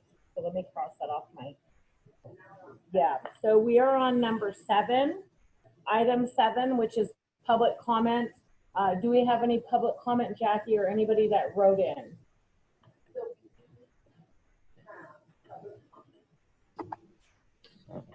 Okay, so we did receive public comment from. Oh, hold on. Sorry, guys. Okay, go ahead. Okay. From Tim and Corey Ryan. The comment reads, the evening of Tuesday, August 18th, we had a fire across the street from our house. It was on the hillside between the Union Pacific Railroad tracks and South Main Street. We wanted to say thank you to all who were involved. For the multiple 911 emergency calls from neighbors and those who saw the fire in the area, thanks for alerting our emergency response teams so quickly. Thank you to our Sheriff's Department with Daniel, Sean, Tomzek, and Kirst for quickly taking care of traffic control, blocking roads, rerouting traffic, keeping the onlookers back in safe areas, and notification to homeowners close by of the situation taking place. We want to say thank you for the great work for responding, controlling, and extinguishing the fire so quickly by our team of fire departments, CAL FIRE, Colfax Fire, Placer Hills Fire, and Rockland Fire. Firefighters Sean, Tyler, Jason, Austin, Tony, Wes, Dylan, Kurt, Will, Dominique, Eddie, Jesse, and Heath, thank you for your excellent and professional work you do for all of us. We appreciate the follow-up this past week as you came back to check for any smoldering and hotspot areas and the necessary cleanup. Thanks to our city maintenance crews, Tragan, Eric, Kevin, and Mike for coming to the burn area, removing burnt and dead brush, leaves, and branches damaged by the fire. Thank you once again for keeping us all protected and safe 24 hours a day, 7 days a week, 365 days a year. Tim and Corey Ryan.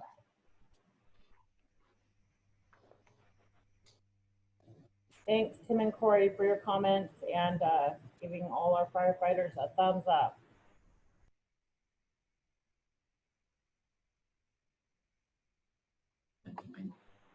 Okay, so we also have public comment from Nicolette Dalpino. I'm gonna go ahead and turn on your microphone and you have 3 minutes starting, oops, now. Okay, am I on?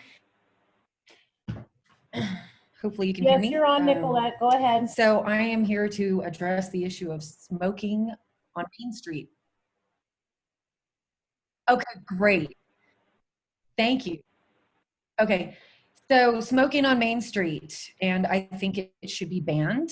And I know a lot of other people do as well.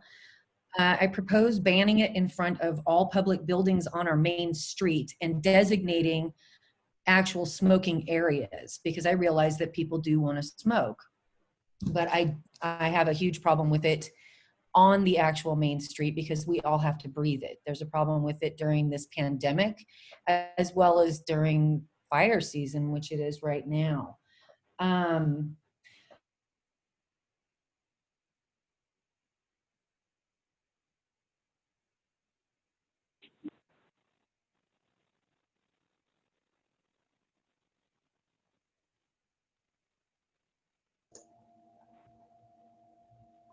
Did we lose audio?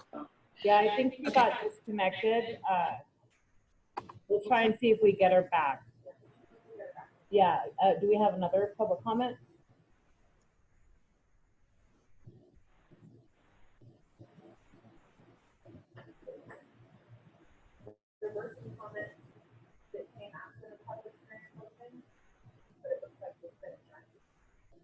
Okay.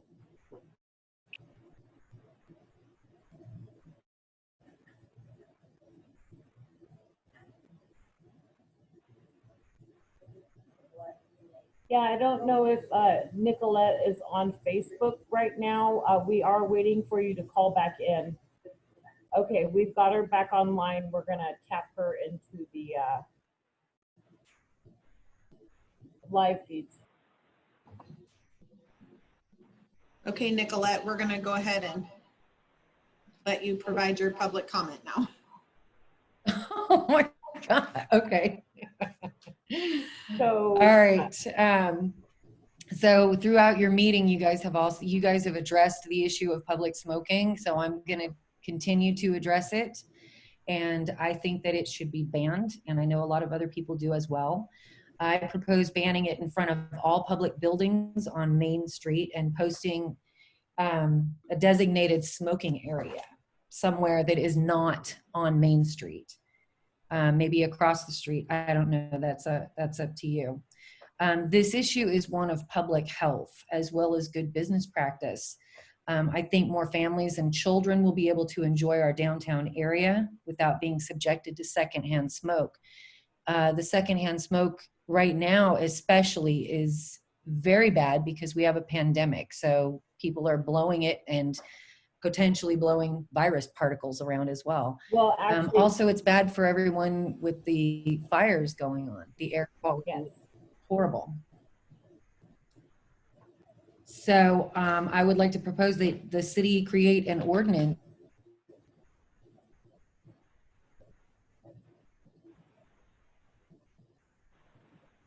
All right, thank you, Nicolette. That is something that will be coming up again in the good of the order. So if you stay tuned, that is something I plan to bring up.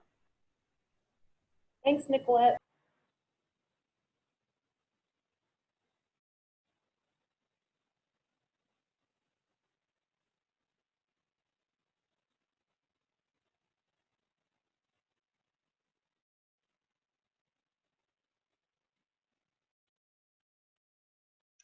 Marnie, if you're talking, you're. I don't have any more. I'm waiting to see if I have more public comment. Trinity, do you have anything that you can see on the Facebook? Give me 1 second. I think Jackie was also monitoring. Yeah, well, actually, I need you to see if you could monitor that, please, because she's distracted at the moment. All right, give me 1 second.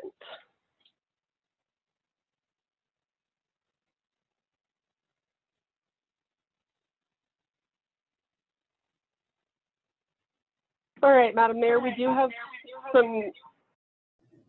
Awesome, I'm back. Okay, so we do have some public comments. Give me 1 second. Okay, I've got Trinity reading the public comments. Do you want to go back to them, or are you going to write that down? You're good. I have them on the message board. Okay, perfect. Okay, so Jacqueline's going to go back to the message boards.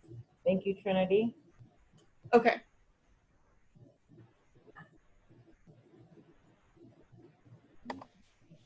So for public comments, we had a few things that came in after the public hearing was closed about the sewer bill. So Tom Parnham said, I think sewer bill assistance is great. Victoria Madrill said, I live in an apartment complex. Due to COVID-19, some families have had to move out due to not able to pay their rent. Also, would that sewer payment apply if the apartment complex? I'm asking, my rent was just raised for August $50. The sewer is included with my rent.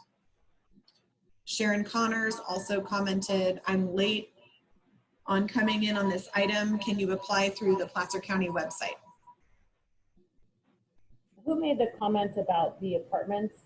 Some people weren't living there. Victoria Madrill. If Victoria is still on the line, can you please let us know what apartment complex that was that people were evicted out of? That would be a great help. Thank you.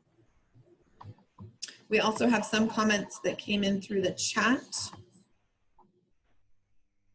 Nicolette Dalpino asked, what about property owners with vacant buildings? She also agreed to property owners sewer bill forgiveness.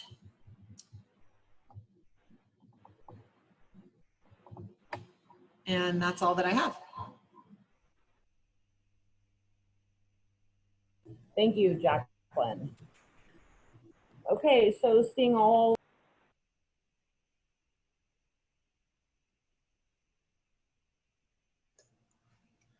Marnie, you're muted again. Sorry, I was muted, you guys, because it echoes when Jacqueline's on.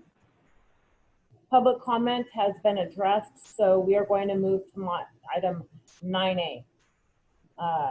Commercial cannabis fees and procedures presented by Wes. And do we have Kyle? Kyle's here too, right? Yes, I'm here. Oh, great. Okay. Oh, I see you now. Hello.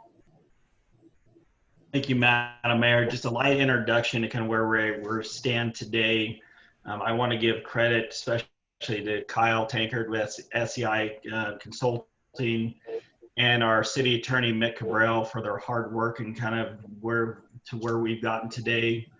The last action that council did was on July 8th, where they adopted the Ordinance 572, which modified the existing commercial cannabis regulations, passed that council, next directed staff to develop procedures and process for the commercial cannabis activity permits and fee structures that would allow the city to recover its costs for establishing and implementing the commercial cannabis regulation program through the equitable allocation between licenses. On August 6th, council conducted a workshop in which the commercial cannabis application guidelines and proposed regulatory fees were presented. What you have here tonight is the comments that were received from that workshop culminated here for your consideration. Kyle's going to give a pretty high level brief overview of everything and what council has decided. And the next steps, which is we still have one outstanding item that Kyle will cover, which is establishing the multiplier against the scoring criteria. With that, I'll let Kyle kind of introduce the rest of it. Thank you, Wes. Good evening, Madam Mayor, council, staff, and members of the public. Kyle Tankard with SCI Consulting Group. So tonight, for the council's consideration are two resolutions.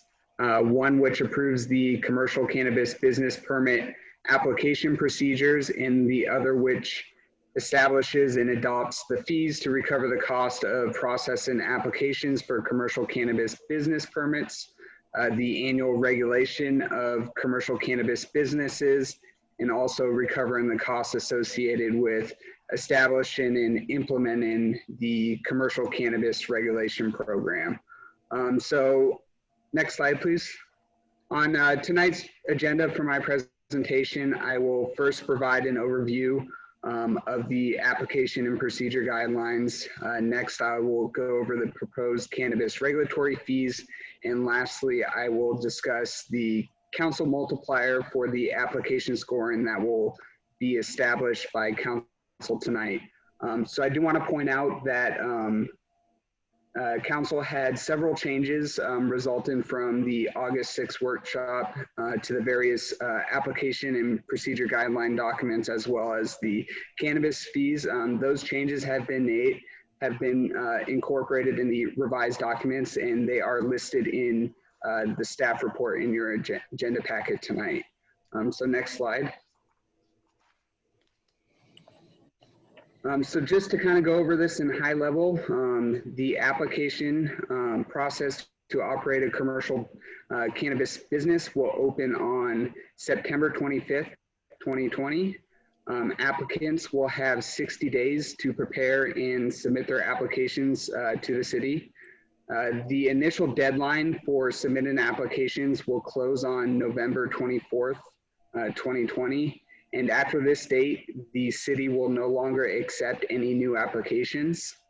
Upon submittal of the applications, the applicants will be required to pay all application fees and must also have completed their zoning verification for their proposed location. So following this initial deadline of November 24th, 2020, the applications will be reviewed for completeness for a period of 30 days.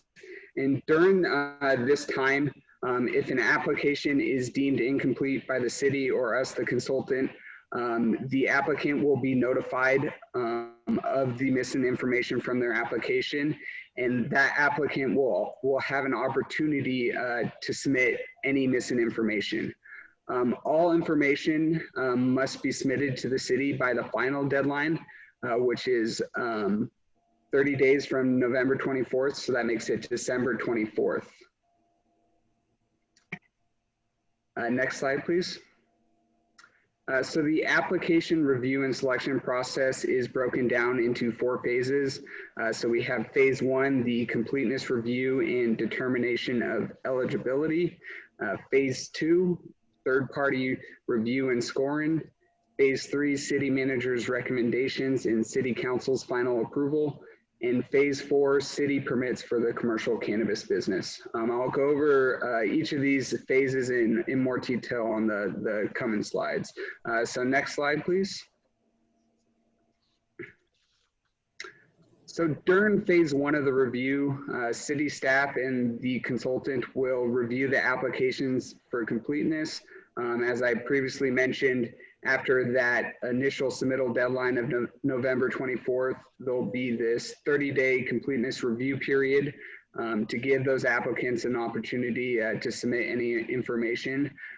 During this time, background checks will be conducted on all owners listed on the application in order to determine their eligibility to operate a commercial cannabis business. All applications that are deemed complete by the city will proceed to the next phase, phase 2 of the review process, and all incomplete applications will be rejected at that time. So next slide. During the phase 2 third-party review, applications will be separated and grouped by proposed cannabis activity. If an applicant applies for more than one activity, such as a micro business, those applications will be separated by activity and scored against all applications of similar activity. Micro business applications will be scored based on the average of all 3 activities they are applying for. And an applicant for a micro business must be awarded all 3 activities they apply for in order to receive a micro business permit from the city. All applications will be reviewed and scored based on 9 criteria, which are included in the application procedure guidelines. If 2 or more applications are received for a particular activity, the 2 highest scoring applicants are selected to proceed to phase 3. In the event that the city receives less than 2 applications, the applicants must receive a passing score of 80% of the total points to proceed to phase 3. Next slide. So as I mentioned on the previous slide, each application will be given points based on 9 criteria established, which are shown on the right-hand side of this slide in the blue box there. So the 9 criteria there are the qualification of owners and managers, plans, location, and other diagrams, the business plan, operation plan, safety plan, security plan, neighborhood compatibility plan, the community benefits plan, and labor and employment.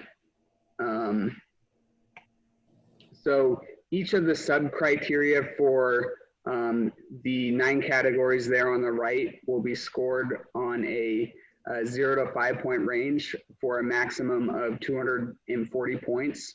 Once the points for each of the 9 categories have been tallied by the consultant, they will then be multiplied by a multiplier value from a 1 to 5 range, which will be established by City Council later tonight for each of the 9 categories.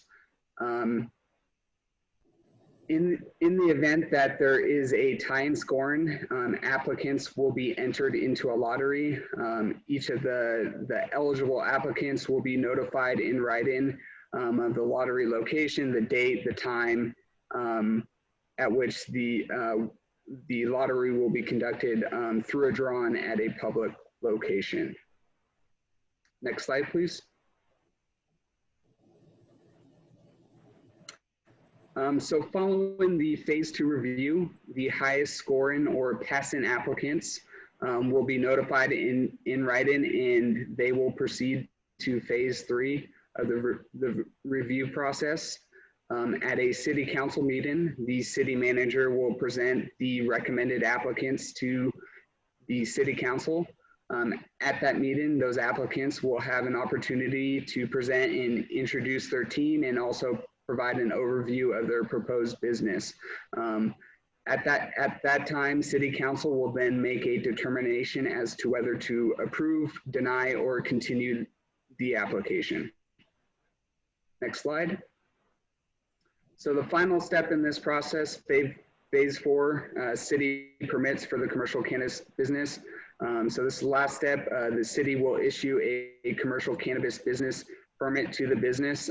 Prior to issuing that permit, the city will first conduct an inspection to ensure that the applicant's facility has met all the requirements of the Colfax Municipal Code as well as the state regulations. So that wraps up the overview for the application and procedure guidelines. Next, I will go over the proposed cannabis fees. Next slide, please.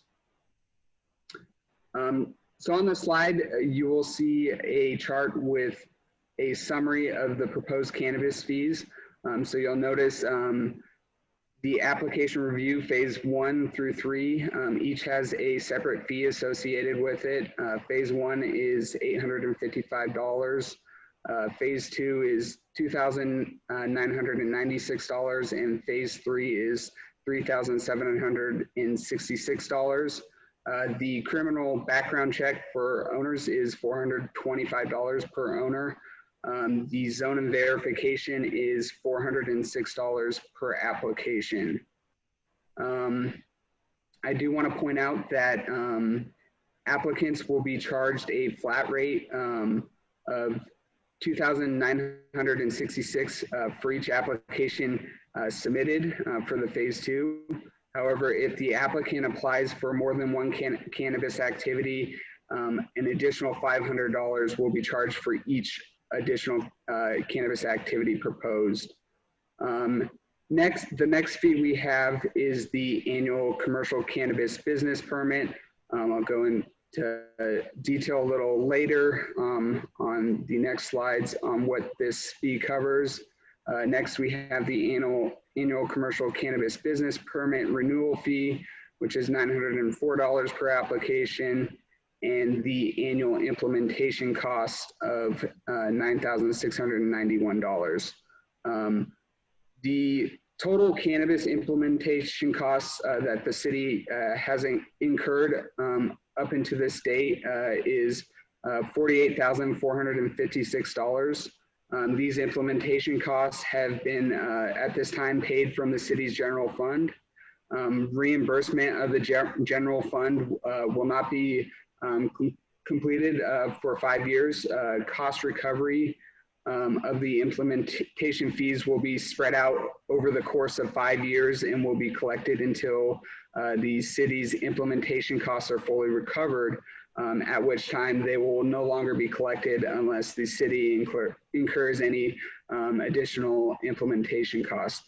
So each year, the annual implementation costs in the amount of $9,691 will be divided equally amongst the total number of commercial cannabis business permittees. Next slide, please. Okay, so this is a breakdown of the application review phase 1 fee. As I mentioned, it's $855. The phase 1 application fee recovers the cost to review applications for completeness and to determine the eligibility of the applicant. Next slide, please. The proposed phase 2 fee, $2,996. This fee recovers the cost for the third-party review and scoring of the applications. Next slide. The phase 3 application review fee in the amount of $3,766 recovers the cost to bring the proposed application to the city council for city manager's recommendation and council approval. Next slide. This is pretty straightforward. Criminal background check pays to recover the cost of conducting a background check on each owner in the amount of $425. Next slide. The zone and verification fee in the amount of $406 per, it looks like the typo there should be per application. Essentially, the zone and verification fee recovers the cost to verify that the proposed cannabis location meets the requirements relating to the city's zoning and cannabis locational requirements. Next slide. The annual commercial cannabis business permit fee in the amount of $7,187 will be charged to each cannabis permittee annually on an annual basis. So each time they either receive their permit or renew their permit. Essentially, this fees recovers costs of conducting 2 compliance inspections as well as conducting annual financial audit. Next slide. The annual commercial cannabis business permit renewal fee is $904 per application. So that recovers the cost of processing and also reviewing the application renewal. Next slide. The cannabis implementation fee. So here's a breakdown of the total city costs as well as contracted services for our firm, SCI Consulting Group. So today, both the city's costs and SCI's costs total up to $48,456. As I mentioned previously, those costs will be spread out over 5 years. So each year, for the next 5 years, a total of $9,691 will be recovered each year. And that cost will be divided equally amongst the total number of commercial cannabis business permittees. Next slide. Okay, so that wraps up the overview of the proposed cannabis regulatory fees. The next item is a council action item. So as I mentioned tonight, council will apply a multiplier value from a 1 to 5 point range for each of the 9 criteria below. The multiplier value will be based on the relative importance of each of these nine criteria to council. Prior to adopting the resolution, we'll open this discussion up to council and they will decide on a score from 1 to 5 for each of these 9 categories. So that concludes my presentation. I will turn this back to Madam Mayor and we can go from there. Madam Mayor, this is Wes again. A couple points of clarification, if I may. The timeline for the applications and the deadlines and stuff is based on whether or not council is able to take action tonight to adopt the final resolutions on there. And also I noticed, should have seen it before, but the deadline for the 30-day review after the application closure is December 24th. Staff is going to recommend that we extend that past the holiday to give everybody time to review, give the applicants time to respond to the city. Unless there's objections, staff is going to recommend that we move that out probably the first week of January so that everybody has time to respond. That's all I had. Great. And Marnie, this is Joe. I have a suggestion how we could proceed on this to make it pretty quick. Okay. So if each council member goes through each of these different criteria and comes up with their number, I think all we've got to do is say each person, what's your number? And then Kyle, you average the numbers out, and that's what we go with each section. Okay. Okay, Trinity. I think that sounds like a good plan. Okay. Councilmember Douglas, what do you think about that? I agree with that. Okay, and Mayor Pro Tem Sean, what do you feel? I agree. I'm good with that. Okay, so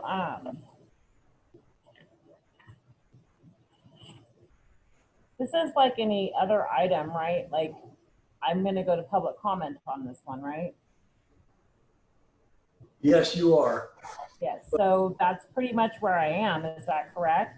And then the council members can look at this stuff while they're listening. Madam Mayor, this would be a good time for public comment and then the council can. Okay. Just double checking, because I think this is my longest meeting since I've been mayor, so trying to stay on focus. What do we have as far as public comment? I don't have anything in the Facebook feed. Did anything come in through the email? Nothing through email but a comment. And nothing in chat, so I don't have anything. Trinity, can I check with you and see if you can see anything on the public comment? Yes, 1 second.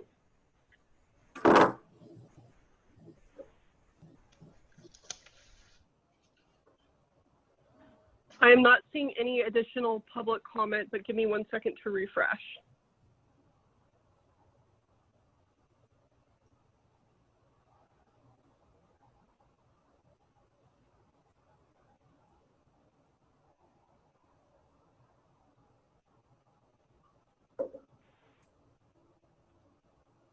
Yeah, I'm not seeing it at this time.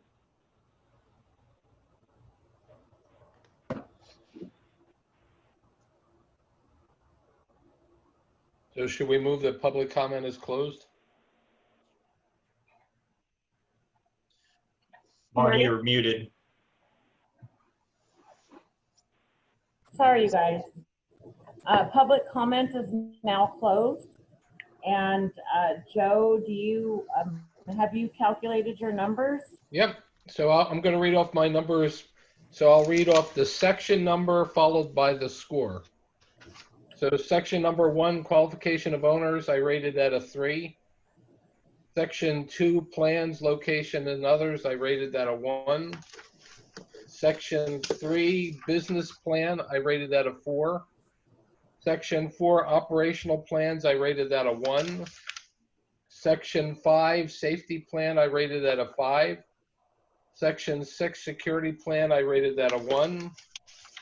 Section 7, neighborhood compatibility plan, I rated that a 5.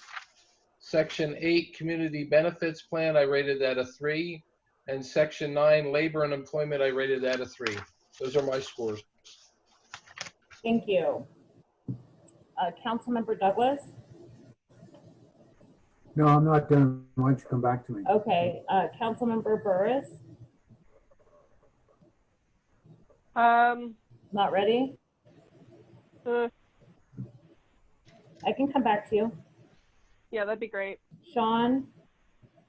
Mayor Pro Tem, I apologize. Oh, no problem. We can be informal. So for section 1, I rated that a 3. For section 2, I rated that a 1. For section 3, I rated that a 2. Section 4, I rated a 4. Section 5, I rated a 5. Section 6 was a 1. Or I'm sorry, was a 5.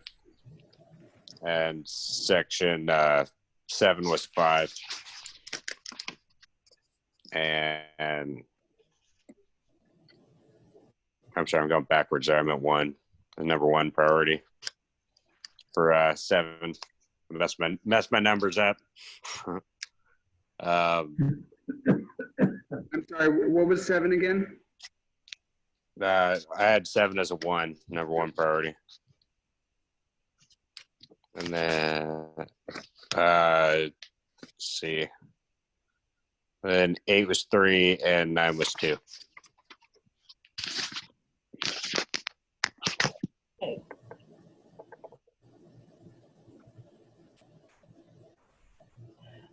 Trinity, do you have your scores? Yeah, so for qualification of owners and managers, I have that at a 2. Multiplication factor of a 2. Plans, location, and other diagrams, I have that at a 2. Business plan at a 2. Operations plan at a 3.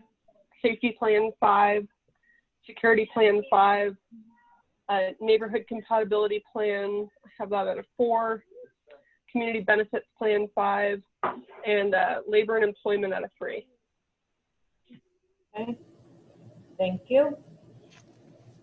Did I get everybody? Huh? Oh, Councilmember Douglas. Okay, number 1, I had a 2. Number 2, I had a 1. Number 3, I had a 2. Wait, slow down. Jacqueline's writing these down. Sorry. Go ahead. Number one, I had a Let's go 2. back to number 2. 2. Number 3, I had a 2. Number 4, I had a 3. Number 5, I had a 5. Number 6, I had a 5. Number 7, I had a 2. Number 8, I had a 4. Number 9, I had a 2. Did you get all those? What was number 7?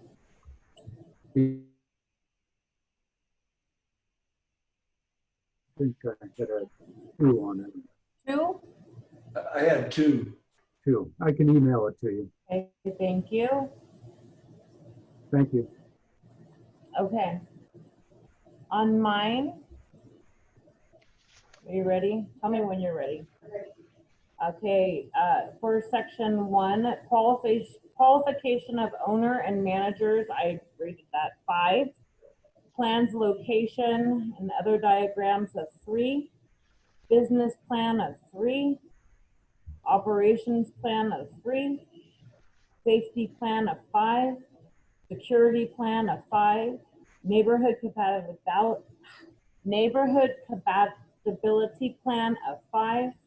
Community benefits plan a 5. And labor and employment a 2.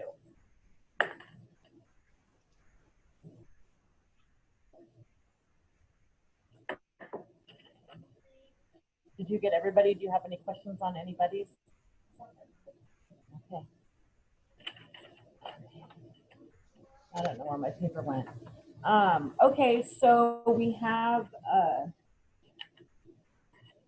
the council's recommendations as far as our scoring. What's next?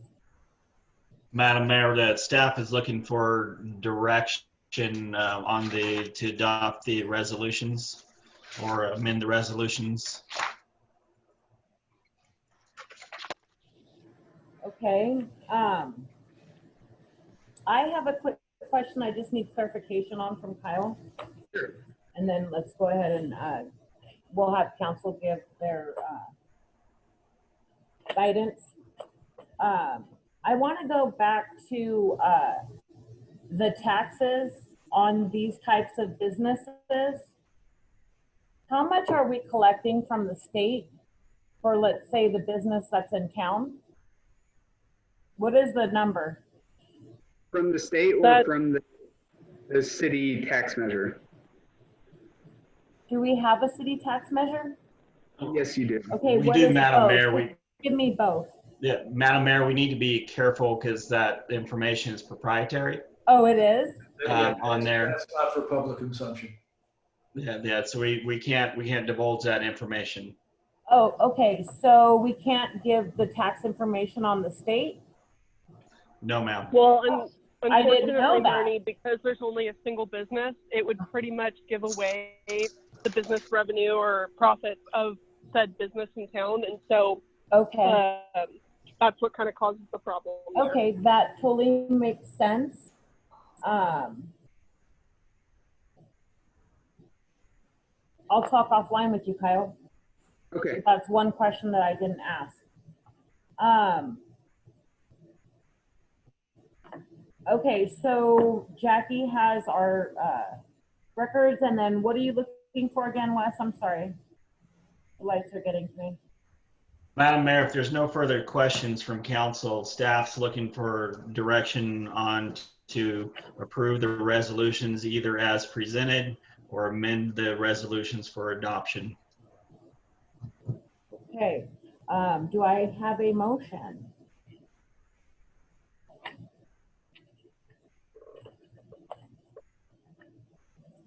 To direct staff, what are we doing at this point?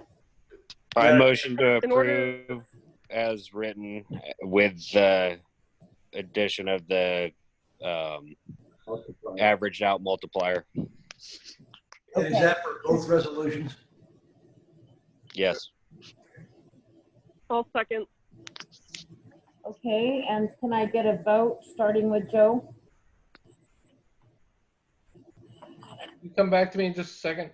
Okay, Councilmember Douglas, Aye. Councilmember Burris, Aye. Mayor Pro Tem Loman. Aye. Okay, and Mayor Mendoza is an aye. Let's go back to Councilmember Fatula. What is your Aye. Aye. aye? So we have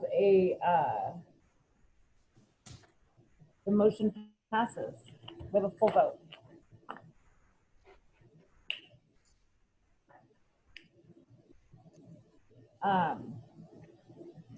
Okay, so where are we at now? Good of the order?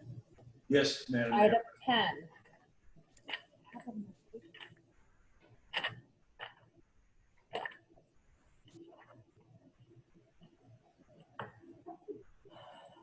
Councilmember Fatula, what do you have? Anything? So I just want to make a comment on the discussion that everybody was having on smoking. I have a shop on Main Street, everybody knows, and originally there were smoking receptacles all the way down Main Street that we had removed, at least from in front of several of the businesses back about 1.5 years ago. That seemed to fix probably 90% of the smoking problem, not 100%, and that helped a lot. What I don't want to see us do is put a city ordinance in place that has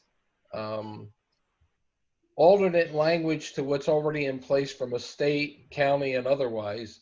So if we're going to go ahead and with doing a smoking ordinance, I'd like somebody to do all the research to say, what do the other things cover? What's missing? Because if it's already covered, we don't need to generate another ordinance. It just needs to be enforced. What I don't want to also do is set up things so that council or city staff or other people become the enforcers of this, because we're just starting to turn some businesses around where they're able to survive a little bit. And if we become the bad guys in all this, we end up hurting the businesses that are alive. Now, I don't have a smoking problem in front of my business, so I'm kind of neutral on this. But I just want to think about like the implications of, you know, we have to have a police officer stationed out there to watch every evening for smoking for 3 hours. Could they do better by, you know, taking care of some problem cases in the town that need to be handled? So it's just a concern. I don't have an answer. That's all. Yeah, Joe. So I don't know, like, if that's something that the officers can do. Maybe Trinity can help with this because she's former law enforcement. I don't think that they can just kind of sit around and watch who's doing what when it comes to people at the bar, whether they're leaving in their car or whether they're smoking. I'm not clear on that. Yeah, or if a person steps out on the street so that they're now no longer on the sidewalk or within that 20-foot zone. Yeah. And people are upset about it. It's like, I don't know how to enforce this stuff. And I don't want to create a enforcement nightmare for us that says, how do we deal with this? Yeah. Because I can tell you one thing, if there's any complaints in the evening and my shop's open, because I'm usually there till 7 or 8 o'clock at night, they have no problem walking down and banging on my door to tell me what they think. Yeah. Okay. And again, I don't have a good answer. I wish I did. Yeah. Councilmember Douglas, what do you have to add? I've been on the council for 8 years, and twice during that time, I brought this discussion up, and I'm 0 for 2, where I didn't get any traction from my fellow council members. So maybe 3 is a charm. I'd like to see us move somewhere on this, even if it's a compromise, even if it's putting half-gallon buckets of water every 15 feet out close to those bales of hay, because sooner or later somebody may throw a cigarette at bale of hay. So that might be a compromise, having buckets of water. But since we're on the good of the order, I'd also like to comment on the concept of streetscape, which is a term Wes used, referring to the patio area and the dining area, which is a great idea. I would like to have a conversation one of these days, talk about extending the streetscape area across the street to the caboose area. Perhaps moving the caboose and moving that yellow luggage cart there, maybe to another area. And that's prime real estate, making that a tourist-friendly area. I'm sorry, hold on a second. Hold on a second. Kim, I just want to make sure I heard what you said, because my volume is down. Did you say something about moving the caboose? Yeah, I want to bring that conversation up. I know it sounds far out, but that's prime real estate over there. I'd like to someday see some kind of a propane fire pit where families sit around. Okay. And there's a lot of dead space taken up by the railroad equipment over there. Yeah, is that like the only place that you kind of see that happening? Because one thing that I'm really good at is keeping people's voices alive. And I know that Tony Hench put a lot of work into that caboose. And so like, what is that picture gonna look like if we move the caboose? And how would we move the bricks that were laid? And I don't know if some people donated and have their name on those bricks. I'd have to go check that. You would know better than me because you served, you know, with him all those other years before I came on. Yeah, Tony Hess and I spent many, many years working on that caboose. It's just something to discuss as a general concept. Yeah. Thank you. Can we like,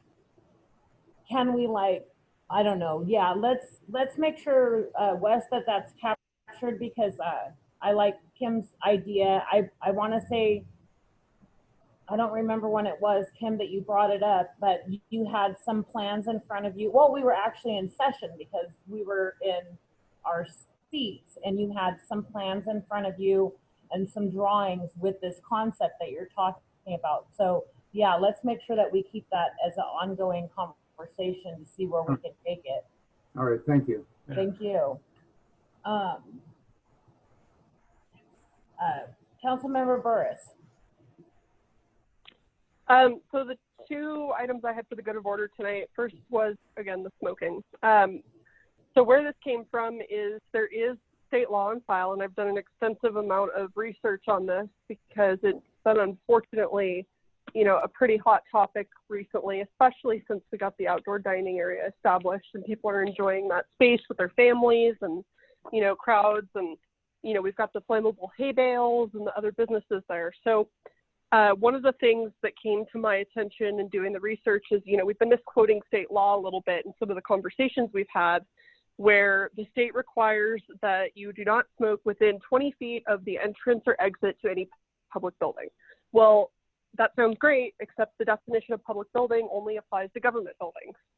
So what I'm looking to do here is I would like to clean that up and make it so that it's 20 feet from the entrance or exit to any business establishment on Main Street.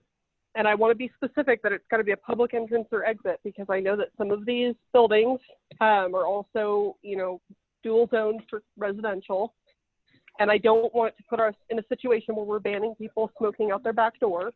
But I think if it's a public entryway or exitway, it's unreasonable for someone to be able to stand directly near the doorway and light up a cigarette.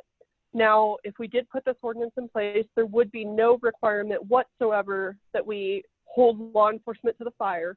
All it would do is it would give them the ability to exercise discretion when necessary. So if we have a repeat offender or someone who's just refusing to listen, or in one of the really big issues that we've run into is we'll have the bar owner tell a patron, okay, you can't smoke here, or I'm cutting you off. And then they walk down 3 doors and they keep doing it. And we continue to get the complaints. And so this gives more discretion for them to be able to say, hey, here's the specific rule you're breaking. All you have to do is walk 20 feet away from the door. We're not asking that much of you. And then it also consistently applies the rule too. So we're not having just one single business on Main Street that as it part of their business license that they're required to enforce this rule. So that's kind of my first thing that I wanted to address. And I'd like to know if I have council support on that. And again, you know, I'm trying to be super reasonable here. I don't want to ban it altogether. I do like the idea of kind of designating a spot where it's okay to smoke so that people don't feel like they're just being shoved out in the middle of the street. But again, you know, we just got to be thinking about families and children. So my recommendation is 20 feet from the entry or exit to any of these buildings that are public access, as well as 20 feet away from the perimeter of any outdoor dining space on Main Street. Yeah, so with that being said, Trinity, what about the places that are residential, but then also have businesses there? Are we gonna make those residents walk 20 feet from their house to smoke? Well, if you live directly on the Main Street strip, most of the buildings that do have residents have a back door that is not accessible from Main Street. It's usually from the back alleyway. And the reason I'm clarifying this is because I don't want to ban smoking at that back door. That back door, if it's not open to the public and that's for personal use only or only by use of the business owner, we don't have families and children and different people who are not smokers passing through there, and it's not so much of a concern. So again, it's public entryways. We have houses that are next to the library. What do we do with that? Yeah, Madam Mayor, this is not the time to start discussing details of what you want to do. I think the purpose for good of the order is to let staff know what the council's thinking. We can put this on a future agenda for discussion, and you can start getting into the details before we draft. Yeah, no, because I get that's what I'm asking. Yeah, and I get what your point is, Trinity. I don't want those people that are like, say, next to the library to go unheard. Yeah, or the right, people, and so that's what I'm asking.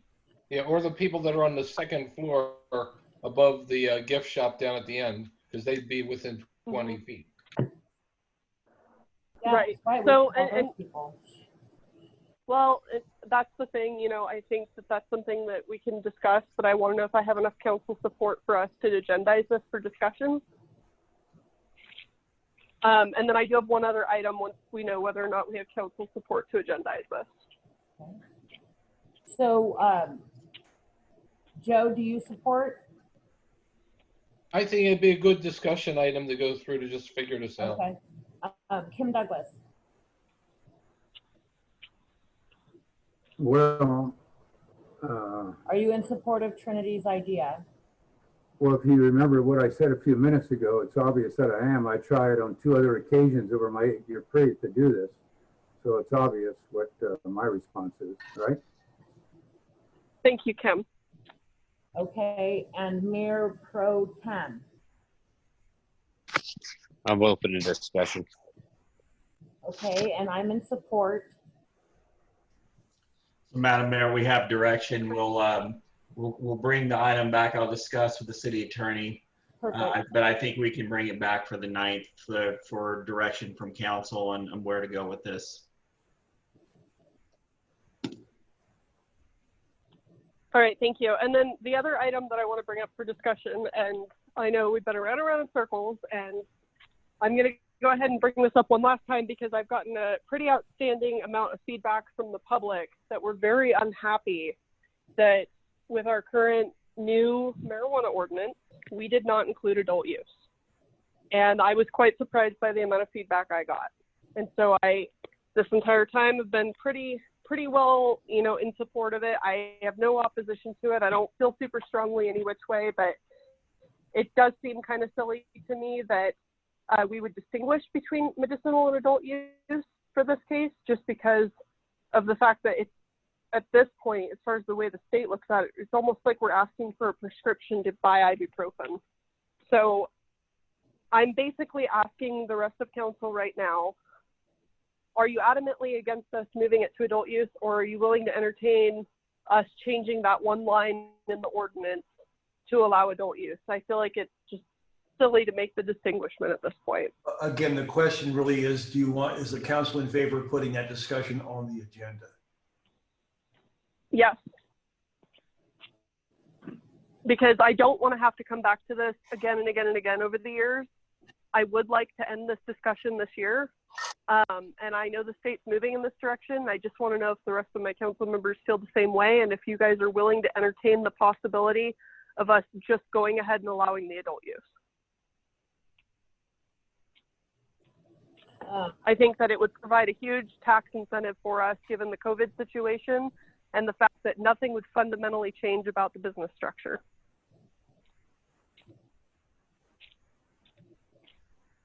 Can I comment Councilmember real quick? Fatula, what are your thoughts? Or is this even a discussion? We just It's want to know if we can have question. future It's not for discussion. It's does Yeah. the council want to put this on a future agenda? Yeah. Yeah, are you willing to entertain the discussion? Yeah. Councilmember Fatula, what are your thoughts? My thoughts are no. I think we already discussed this earlier. Okay, Councilmember Douglas, what are your thoughts on this? Well, in one respect, I agree with Joe. I thought we've already had this discussion. But, you know, I'm willing to discuss anything. So are you willing to support Trinity in this to discuss the adult use? I'm willing to discuss it. And sure. Thank you. Mayor Pro Tem Lohman. I thought we had this covered for now. I want to see how this other portion of basically allowing commercial cannabis into the city works out before we even entertain talking about any commercial cannabis retailers. Okay. I know I'm not in support of that right now. Okay. And I don't have enough information at this point because I really wanted that tax information that I guess I'm not supposed to ask for to be able to make a conclusion. So I'm not, yeah, I really want that tax information. So how do I get that, Nick? Well, technically, you're not entitled to it. It's confidential information. Mm-hmm. Mm-hmm. Okay, thank you.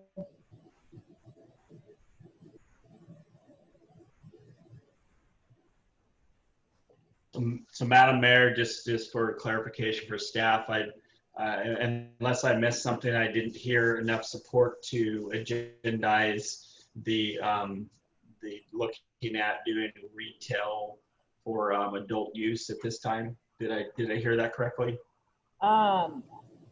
Well, Kim Douglas said that he would entertain it.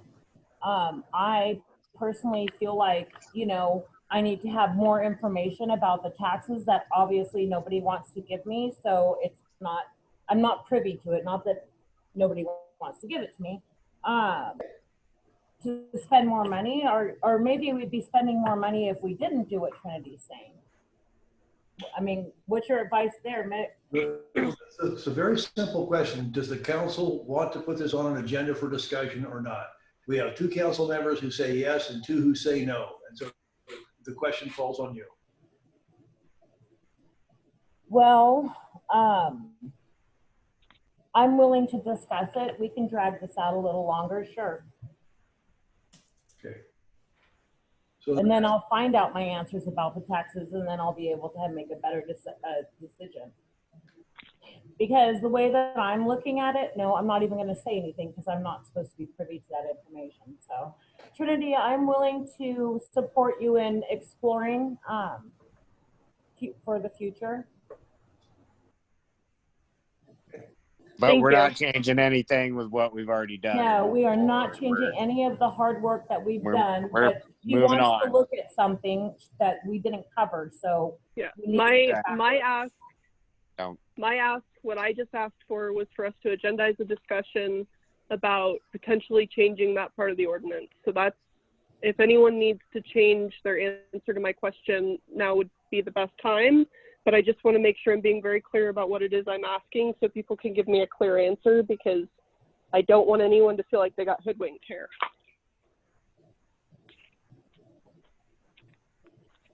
I need to change my. Okay, so I'm going back in my memory of why I kept the cannabis, you know, why my decision was what it was. And I believe that it was the kids that didn't have a voice, that there was a few of them that came and spoke in the microphone. So unless there's something with the taxes, you know, no, I'm not in support of it right now. So Marnie, just to clarify, what I am talking about would change the tax base because we would be talking about medicinal and adult use. I know that your question about wanting to see the tax information is totally separate. Yeah. And, I'm not going to fight it. If any council member doesn't want to proceed with this discussion, I'm not going to, throw a fit here. I respect everybody's, decisions and how they came to their decisions. I'm just getting my word out and how I feel about it and making it abundantly clear that I am in support of this and that I am willing to take one last look at it before we start going through the application process and moving forward. And that's why I'm bringing it up this one last time, because if anybody else on council feels the same way that maybe we should be allowing this to allow for that tax revenue, I want to make sure that we have this one last chance to talk about it and potentially make that very small change to our ordinance. And I know that we don't all agree on whether or not that's a small change, a fundamental change in the grand scheme of things, and that's totally fine. But I just want to make sure for the transparency to the public, we have the discussion. So that's all it is if anybody is willing to have the discussion of making that change, I would appreciate it. I understand that both Sean and Joe do not feel that they are willing to have that discussion at this time. Correct me if I'm wrong. So my personal beliefs, and you know what, I'm just not even gonna go there. Like,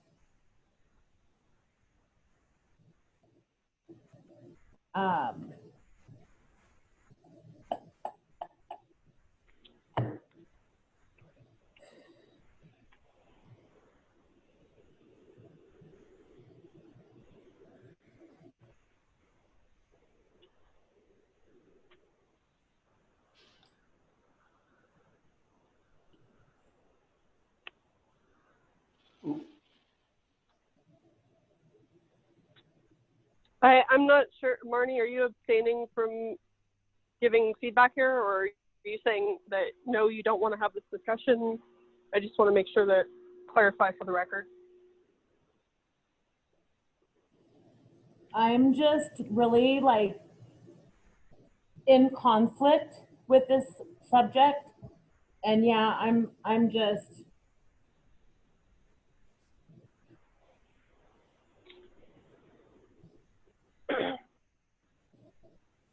you see, I have constituents that's why I'm here. So my own personal beliefs don't matter, and what's fiscally good for the city is not what my constituents want. So, yeah, I'm not willing to entertain the idea. I'm sorry, Trinity. No, it's totally fine. I appreciate everybody hearing me out, and I totally understand that, we all may have different feedback coming from different constituents depending on who is approaching us. So, yeah, I appreciate everybody at least hearing me out.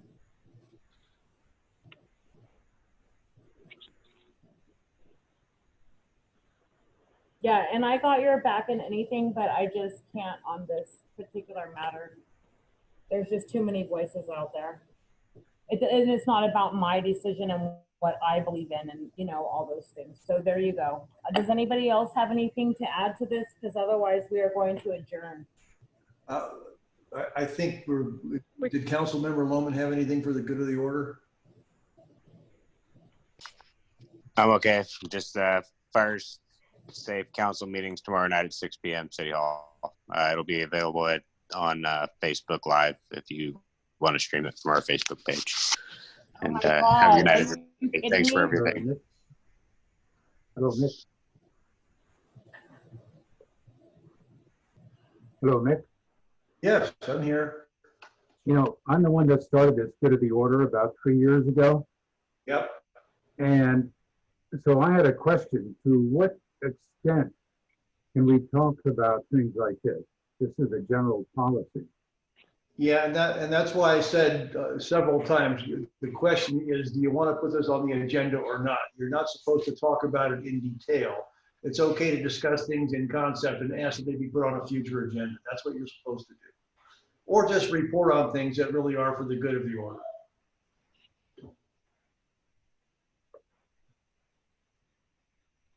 Oh, you went off, Kim. Oh, it was just a question. You answered it. Thank you. Okay, good.